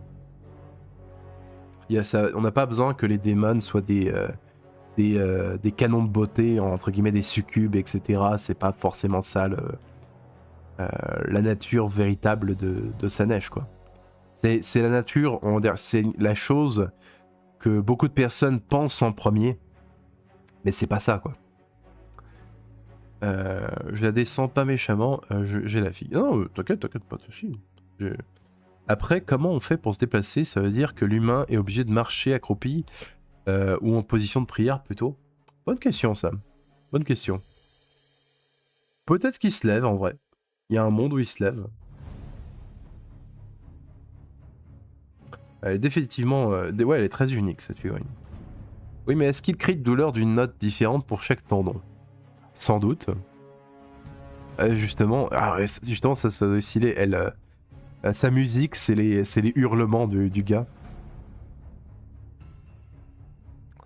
Je suis complètement d'accord, cette figurine, c'est Slaanesh. Ah oui, complètement. En même temps, c'est difficile de se déplacer avec une vraie harpe également. Aussi, ouais. Aussi. Ensuite, on a le baladin chant de guerre. Alors lui aussi, il est magnifique. Donc eux, ce qui est intéressant, c'est qu'ils sont nés des graines du chêne des âges pendant le rituel de la vie d'Alariel. Et ils étendent un peu la musique un peu d'Alariel, du chant spirituel. Donc il y a un côté aussi un peu flûte de Pan, j'aime bien, c'est vraiment stylé en vrai. L'instrument est assez original. C'est devenu des prêtres d'ailleurs eux aussi, ce qui est intéressant. Et en fait partout où ils vont, un peu la flore un peu se développe. Sur eux il y a plein d'œufs de fiel follet qui éclosent. Vraiment il y a un truc assez original avec lui. Est-ce que je le mettrais en S? Peut-être en A à la rigueur. Peut-être en A, allez. A, on va appeler ça comment? Comment on pourrait appeler ça le tier A? Bon, pour l'instant on l'appelle A, j'attends de voir un peu vos suggestions.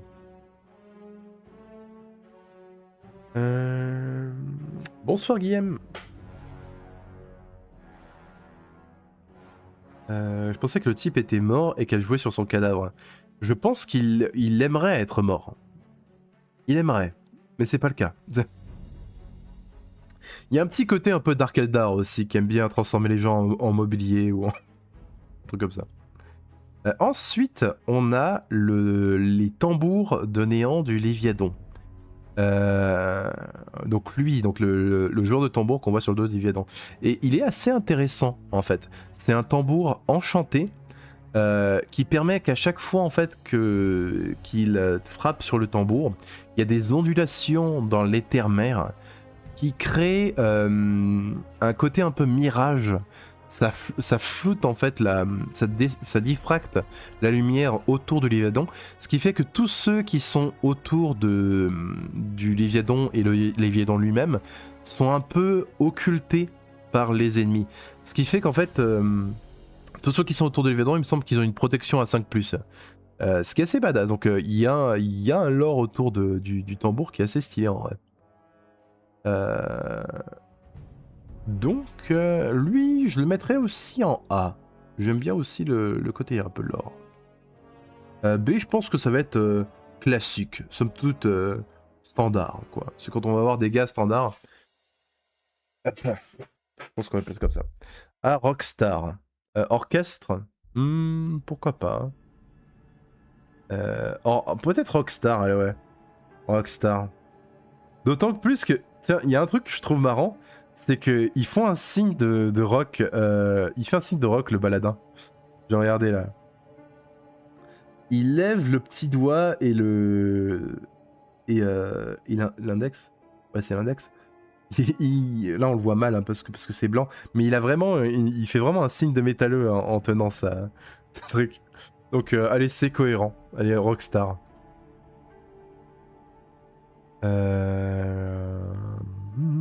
Spectacle, son et lumière, c'est ça. Ensuite, on a le musicien Elukao. Alors lui, je pense que je vais le mettre dans le classique, somme toute. Il a son petit tambour, il a sa petite masse, son truc pour taper le tambour, qui lui sert aussi de masse. Somme toute. C'est fonctionnel, c'est efficace. Ça va dans le classique. Ils n'ont pas tous besoin non plus d'avoir un lore incroyable. Ensuite, il y a le faucheur Ninetaunt, qui là où les autres se battent avec des faux, lui, il y va avec une bonne cloche des familles pour bonker. Lui aussi, somme toute, je mets en classique. Utilisation originale, somme toute, d'une arme. La cloche clash masse. Allez, en classique. Ensuite, alors pour les caradrons, j'ai pas tout de suite trouvé, mais ensuite je me suis dit, le codificateur, il a des haut-parleurs avec lui. donc en fait, la musique des caradrons, c'est littéralement d'entendre un gars hurler à travers un mégaphone en mode hey, les prorata, là, on est en train de. Non, c'est pas comme ça, on n'a pas le droit de faire ça comme ça, c'est pas comme ça qu'on fait. Vous n'avez pas le droit, article 4 du machin, si vous mourrez, votre dette sera transmise à vos enfants. Donc ça, c'est la musique de Caradron. C'est parfait. Lui, on va dire, ça fait du... Comment on pourrait appeler le C? C, c'est brouhaha. Allez. Brouhaha. Ça s'écrit sûrement pas comme ça. Mais... flûte au collège. Hop. Ah, ça peut être marrant, flûte au collège, pourquoi pas. Allez, flûte au collège. Flûte au collège. Hop. Ah, je me souviens d'avoir fait de la flûte au collège. Genre, en 6ème, on nous avait demandé d'acheter une flûte. On a fait la flûte, genre, une fois. Et c'est tout. Sur toute l'année, on a fait de la flûte une fois.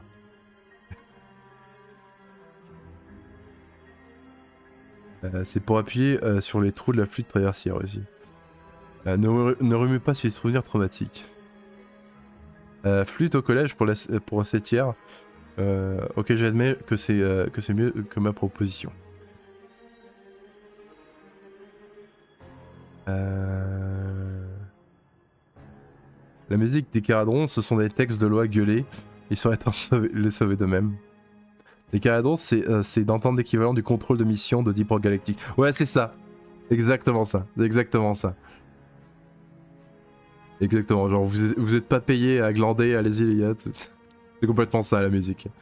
C'est la musique du capitalisme. Ensuite, il y a le chevalier Héraldor, qui est plus... Je crois que c'est plus un des kits qui est parti. Mais somme toute, il a une belle trompette, un beau morceau de soin. Par contre, j'ai jamais compris pourquoi il fallait un chevalier. Genre, les chevaliers, c'est les officiers, quoi. Il y a les troupes de base, entre guillemets, il y a les primus des unités, les officiers. Ensuite, il y a les chevaliers, ensuite, il y a les seigneurs, quoi. J'ai jamais tout à fait compris pourquoi il fallait qu'un chevalier, absolument un rôle de chevalier, qui pousse un coup de soin.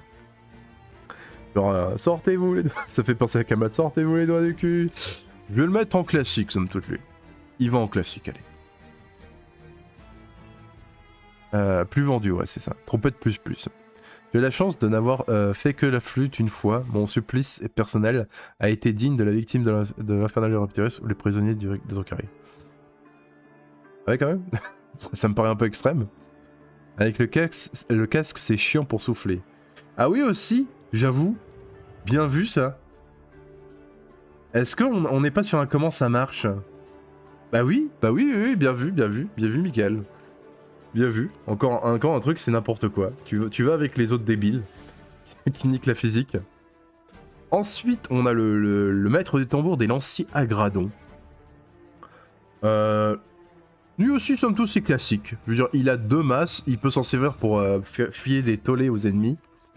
C'est fonctionnel aussi, c'est bien intégré à la selle de la gradon. C'est bien fait en vrai. Mais allez, il va dans classique lui, Ensuite, ah oui, il y a le gong de la cohorte infernale. Il y a le Lobgroth, sa seule raison d'exister, c'est de porter le gong. Et il y a alors il me semble que ceux qui portent les masques comme ça, c'est ceux qui font un peu partie du temple. Bref, il y a un porteur de masque qui est là pour taper sur le gong et qui peut sûrement aussi envoyer des bons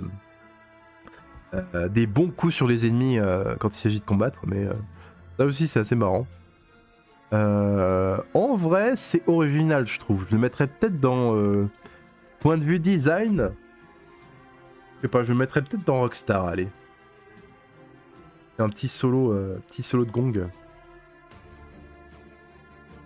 L'artwork, on dirait qu'il le met dans l'œil, sa clarinette. Ah oui, c'est bizarre ça.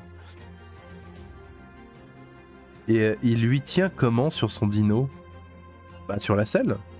Hop. Je pense qu'en fait, il y en a un de ce côté. Oui, il y en a un de ce côté, il y en a un dans l'autre. En fait, il y a une arche en fait au-dessus, par-dessus quoi. Sur son dos.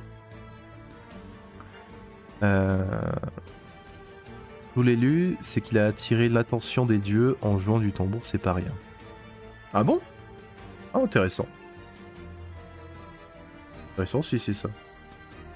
Ensuite, alors il y a le... Pareil, un peu comme... Donc c'est Noir Serment, ça reste Slave to Darkness. Slave to Darkness, pardon. Et pareil, beau petit tambour. Moins fonctionnel, j'ai envie de dire. Je vais peut-être le mettre en flûte, au collège, parce que là où les classiques, c'est fonctionnel au combat, là, bon, c'est une masse avec un morceau de cuir, donc ça fera moins mal. Il a une épée sur le côté, donc il peut changer si besoin, mais c'est moins fonctionnel. Ça aurait pu être une masse, justement, prête pour le combat. Si ton homme lézard tombe pas pendant une charge, c'est un prodige. Ensuite, il y a les cavaliers Mournfang, des ogres, qui auront sans doute, on l'a dit tout à l'heure, mais bientôt, ils vont sûrement bientôt avoir un rework. Lui, somme toute, c'est classique. Je veux dire, il a son arme, il a son bonk, il a le corps, c'est fonctionnel, il est dans la capacité de souffler un corps. Chose que je n'aurais jamais cru dire un jour, mais qui est importante. Il va dans un petit classique. Ensuite, les prévôts des cryptes, le musicien des prévôts des cryptes. Alors bon, lui, il est dans le recyclage. Et en plus, ce qui est intéressant, c'est que c'est multifonction. Il peut taper sur le tambour et en même temps, s'il a faim, il peut se faire un encas. Avec ses côtelettes de gigot là. À mon avis, à chaque fois qu'il tape sur le tambour, il y a des splatchs un peu liquides parce que ça a pas séché tout ça. Mais c'est marrant. Dans l'idée, en fait, je pense que je vais le mettre dans le flûte au collège parce que c'est pas tout à fait fonctionnel tout cela. Ensuite, il y a le berger des âmes. Lui, il a un lore intéressant. Ça, c'est celui des cités de Sigmar. Grosso modo, ce que vous voyez, en fait, cette espèce de fantôme qui joue de la flûte, c'est assez intéressant. Dans le lore des cités de Sigmar, il y a des prédicateurs, donc ce qu'on voit lui, là, le berger des âmes, qui est là un peu pour psalmodier et faire en sorte que les âmes des membres des guildes libres qui meurent au combat n'aillent pas directement vers Nagashizar, que leurs âmes soient protégées et ne n'aillent pas vers Nagash. Et à côté, en fait, il y a cette espèce de joueur de flûte qui est un peu dans les superstitions des guerriers des guildes libres. Quand vous entendez en fait sa musique, c'est que vous êtes potentiellement sur le point en fait de mourir justement, c'est que la mort approche. Ce qui est assez intéressant et assez badass point de vue lore. Donc je vais peut-être le mettre en rockstar ou virtuoso. Allez, un petit virtuoso en vrai. Pitié, une refonte au gore, ils en ont besoin. Clairement, en vrai, ils ont eu une figue depuis qu'ils sont dans OS. Et un terrain. Donc, ouais. Clairement, ils avaient de grandes chances. Ils ont de grandes. Même si on n'avait pas eu les rumeurs, on pouvait se douter qu'ils allaient avoir quelque chose de nouveau, clairement. Ensuite, on a les corneux. Alors, les corneux. Où qu'ils sont? Ah, voilà. Voilà, lui aussi, on est sur un classique. Fonctionnel. Il a une arme d'un côté, il souffle dans le sang de l'autre. Il est prêt au combat. Classique. Moi j'ai envie de dire, ça passe. Ça mérite un petit classique. Ensuite, on a le champ de guerre. Ça c'est intéressant. Il peut être aussi un prêtre. En tout cas dans Soulbound. Je sais plus si dans le game il peut être un prêtre. Mais du coup, il crée un peu... Il a des os qui sont un peu imprégnés de l'énergie de la WAG. Et il peut la libérer. Alors que... Donc il fait littéralement un solo de batterie. Une batterie de WAG. Et ça crée un peu des buffs aux orques autour de lui. Ça les rend beaucoup plus agressifs, énergétiques, etc. En vrai, ça associe un peu la musique et la magie, ce que je trouve intéressant. Enfin, après, est-ce qu'on peut qualifier la WAG de magie? Ça associe différentes choses. Donc je vais le mettre en rockstar, lui, en vrai. J'aime bien. Il est assez stylé, le champ de guerre.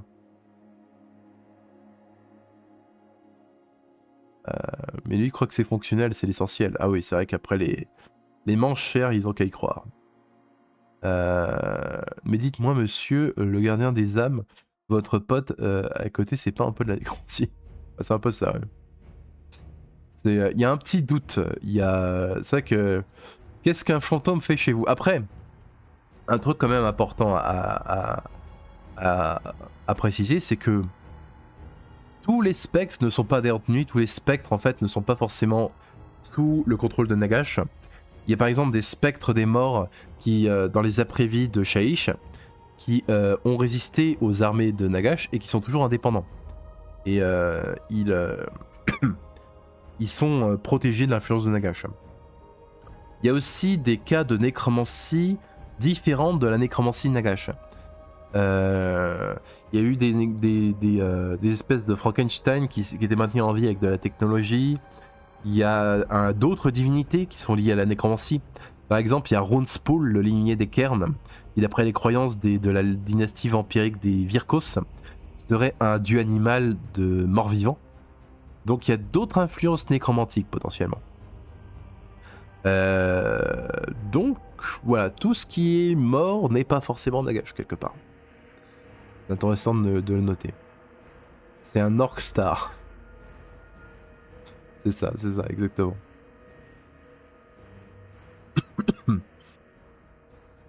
C'est une nécromancie anti-Nagash, donc c'est ok, c'est ça. Oui, je connais cette théorie, oui.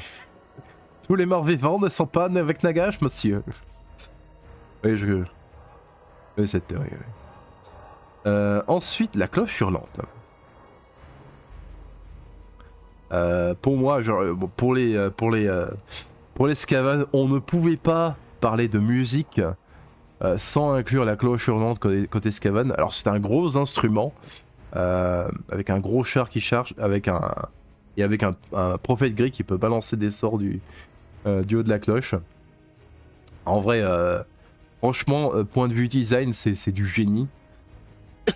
Donc clairement, je pense qu'il va en virtuoso. La cloche hurlante, elle va en virtuoso, c'est obligé. Ensuite, on a les méga gargants. Alors, méga gargants, au début, j'ai cru qu'il n'y avait pas d'instrument, mais en fait, si. Il y a le briseur de porte qui, en fait, se bat littéralement avec une cloche en fléau. Donc, c'est... En vrai, c'est fonctionnel. Ça doit bien sonner. Ça fonctionne, quoi. Ça fonctionne. Il y a des nécromanciens infiltrés dans la cité de Sigmar, entre lui et Zenestra. Ouais, Zenestra, c'est un peu particulier. Zenestra, c'est peut-être un spectre. Ou l'esprit d'une ancienne sainte qui est maintenue par sa foi, un peu. Je veux dire, si Croak, il peut se maintenir son existence dans la réalité parce qu'il a décidé, et on accepte que c'est plus ou moins pas de la nécromancie, on peut accepter que l'esprit d'un saint peut continuer à exister, somme toute. Si une grenouille de l'espace peut décider de pas mourir, voilà. Est-ce qu'un gars qui peut invoquer des miracles peut pas continuer de maintenir son esprit dans la réalité?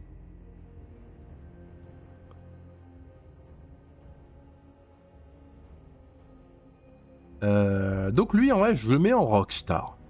Allez, bien stylé celui-là. Alors pour les lunettes, j'avais aucune idée. J'ai recherché et j'ai été surpris. Il n'y a pas d'instrument chez les lunettes.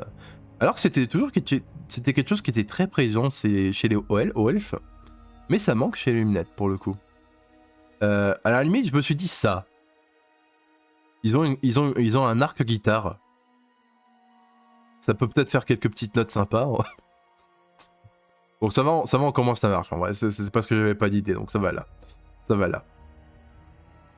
Ensuite, instrument côté Crawl Boys. On a fait ma chère, mais il y en avait aussi un sympa chez les Crawl Boys.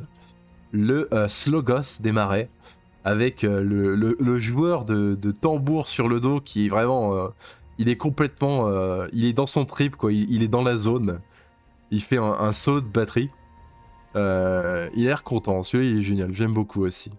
Lui, à la limite, je le mettrais en rockstar. Il est stylé, en vrai. Jusqu'ici, la destruction, elle est presque majoritaire en haut de classique, quoi. Est-ce que c'est pas les meilleurs musiciens quelque part là? Ensuite, il y a le Sloppy Squid Piper, Bite Piper, pardon. Il est marrant aussi celui-là. Il y a un petit côté, je pense que le jour de, il y a un truc, ça ressemble un peu au gobelin. Il utilise un peu une cornemuse. En vrai, il est stylé, L'esprit de Zenestra. L'esprit de Zenestra vampirise la vie de ses porteurs. En plus, il y a moyen qu'elle ait causé volontairement la mort des autres croisés pour aller là où elle a voulu. Il y a bien moyen, ouais. Il y a moyen que ça faisait partie de son plan d'aller à Garde-Braise. Et en fait, suite à ça, suite à un truc qu'elle a fait à Garde-Braise, elle est un peu devenue une sorte de... un peu l'équivalent de la botonie du chevalier... le chevalier vert, là.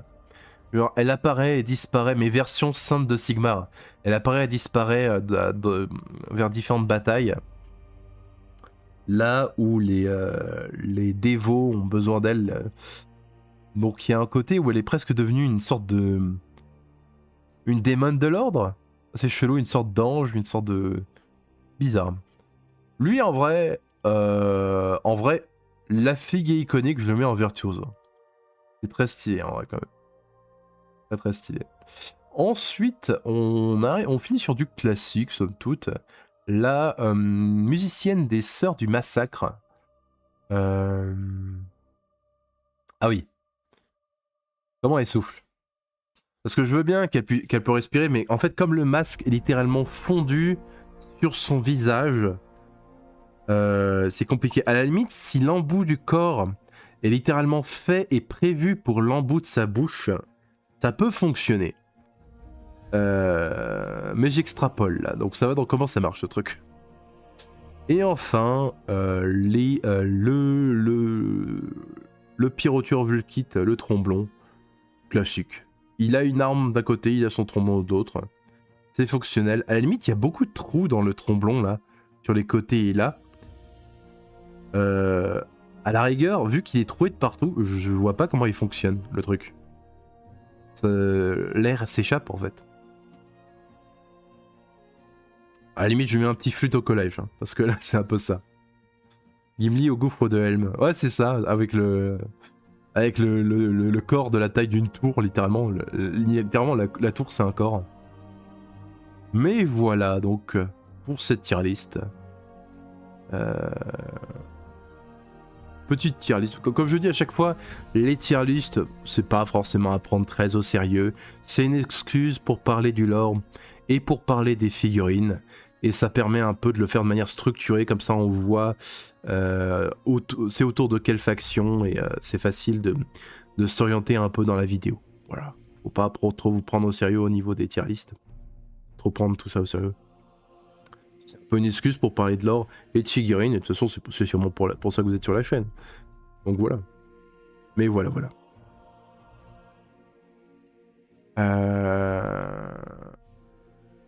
Donc, on aura un peu parlé de toutes les news et de cette fameuse tier list.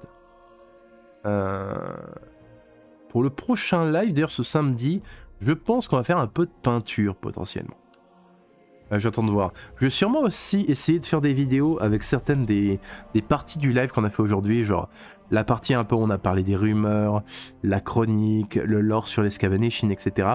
Je pense que je vais essayer de prendre des morceaux du live et d'en faire des vidéos pour les poster un peu de manière normale, pour ceux qui suivent pas forcément les lives.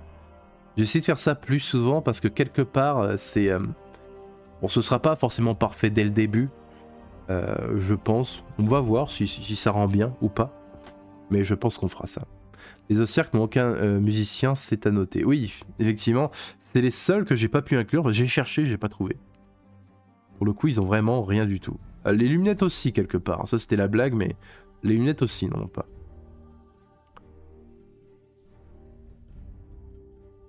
Le mec vibe avec son tambour, c'est ça. L'art abominable, Slopedy, mais Fig exceptionnel. Ouais, c'est ça, en vrai. La bouche est à l'air, faut bien qu'elle mange également. Et... ah, c'est vrai. Allez, je la mets en flûte au collège à la rigueur. Il y a un côté où, s'il n'y a pas un passage dans la bouche, dans le masque, dans la bouche dans le masque, pour la bouche dans le masque, pardon, elle devrait juste être morte, quoi. Donc, ouais, allez, flûte au collège. Ça devrait être un peu fonctionnel. Les deux cercles sont trop sérieux pour faire de la musique, c'est ça. Et pourtant, il y a pas mal de mortisans qui font partie d'une après-vie dans l'Empire Ossiarque qui appartenait à des artistes. Et donc il y aurait un truc à faire avec ça, quoi. Mais bon. Attendez, je regarde la carte du côté de l'Empire Ossiarque.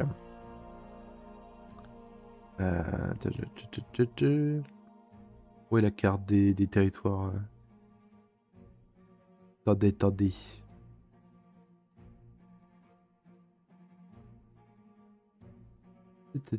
L'Empire Ossiarque.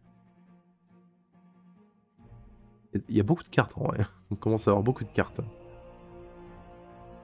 Où qu'il est l'Empire Ossiarque?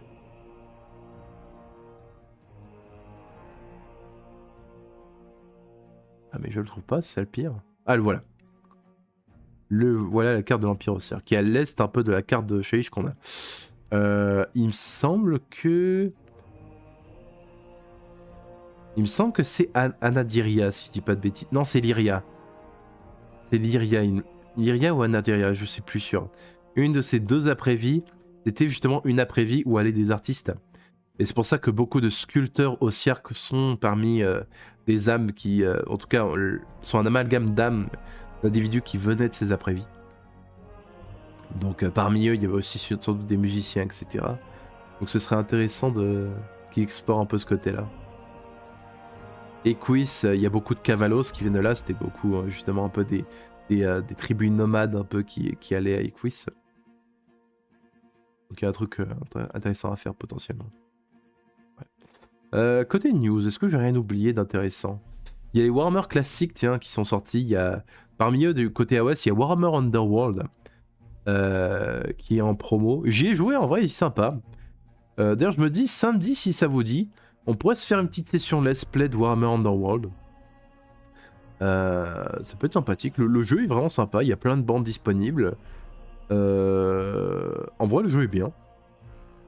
C'est un jeu ES qui qui est littéralement un portage du jeu de plateau en ligne. Et il est bien, il est sympa pour le coup. Après, au niveau autre news, qu'est-ce qu'il y avait? Il y a eu un teaser pour Warhammer Survivor aussi. J'espère qu'ils vont nous faire un petit teaser aussi pour AOS. Parce que du coup, il y aura un mode de jeu et pour 40k et pour AOS pour Warhammer Survivor. Donc j'ai hâte de mettre ma main sur ce jeu. Parce que j'ai... après l'annonce de Warhammer Survivor, j'ai essayé un peu justement Vampire Survivor. Et j'ai joué genre une dizaine ou 2 dizaines d'heures d'affilée. C'est assez absorbant ce jeu. Et du coup, c'est fait par le même dev que Vampire Survivor. Donc il n'y a pas de raison que le jeu soit mauvais. Donc franchement, pouvoir jouer à du Vampire Survivor sur l'univers d'AOS, ça va être assez fun. Donc je pense aussi quand le jeu va sortir, on va beaucoup y jouer sur la chaîne. Ça va être marrant, ça tient. Ah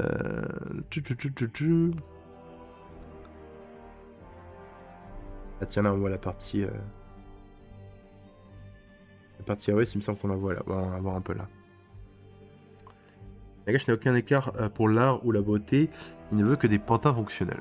C'est vrai. Et après, il a laissé un certain libre arbitre et une certaine créativité aux Ossiards, quelque part, pour en faire justement des guides d'élite.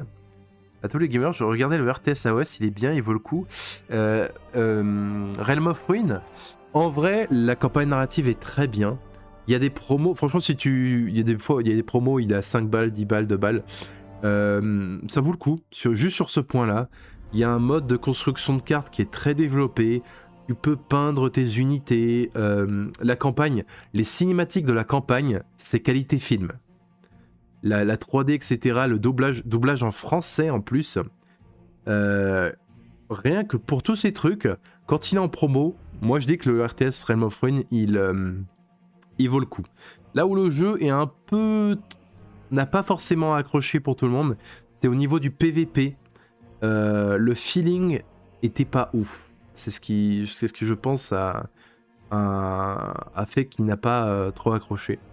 Mais le reste est très qualitatif. Franchement, c'est très qualitatif, pardon, le reste en vrai. Donc je le recommande s'il est en promotion. Franchement, la campagne narrative, tu vas t'amuser. Et il y a des modes sympas, quoi. Il y a des modes de jeu et des options sympas sur le jeu, quoi. Mais ouais. Il y a eu un crossover avec Rust, avec... Ils n'arrêtent pas de faire des crossovers aussi, 40k, c'est marrant. Donc voilà un peu pour les news. Donc ce samedi prochain, peut-être un peu de jeux vidéo, un peu de peinture aussi. Je vais finir un peu ma pile de la honte. Il me reste une dizaine de figurines à peindre. Et avant d'acheter une autre boîte, j'aimerais finir toute ma pile, quoi. C'est mon projet, je vais un peu me motiver. Et on peut essayer de s'entre-motiver et de se faire une petite après-midi, genre ce samedi à 3h. Petit peu de peinture, petit peu de jeux vidéo si ça vous dit. On se fera ça. Voilà. En tout cas, je pense qu'on arrive à la fin un peu de ce live. J'espère que vous aurez apprécié, que vous aurez trouvé un peu le nouveau lore intéressant. Que vous aurez trouvé un peu la tier list marrante. Sur ce, je vais vous souhaiter une bonne soirée. J'ai trop de Spearhead à peindre. Il faut... généralement, la solution, c'est de pas trop prendre de figues, de finir des figues avant de prendre d'autres figues. Si vous tombez dans la spirale de je continue à prendre des figues, vous en aurez jamais fini. Vous allez vous dégoûter. Il n'y a pas de honte, bien sûr. Il n'y a pas de honte. Hein. Mais bien souvent, les gens un peu se découragent. Ils ont toujours plein de figurines, ils ont pas peint. Et du coup, c'est un cercle vicieux. Ils peignent pas parce qu'ils n'ont pas assez peint. Et du coup, ils se découragent un peu même. Mais en tout cas, merci à tous ceux qui sont passés pour discuter. C'est très, très sympathique.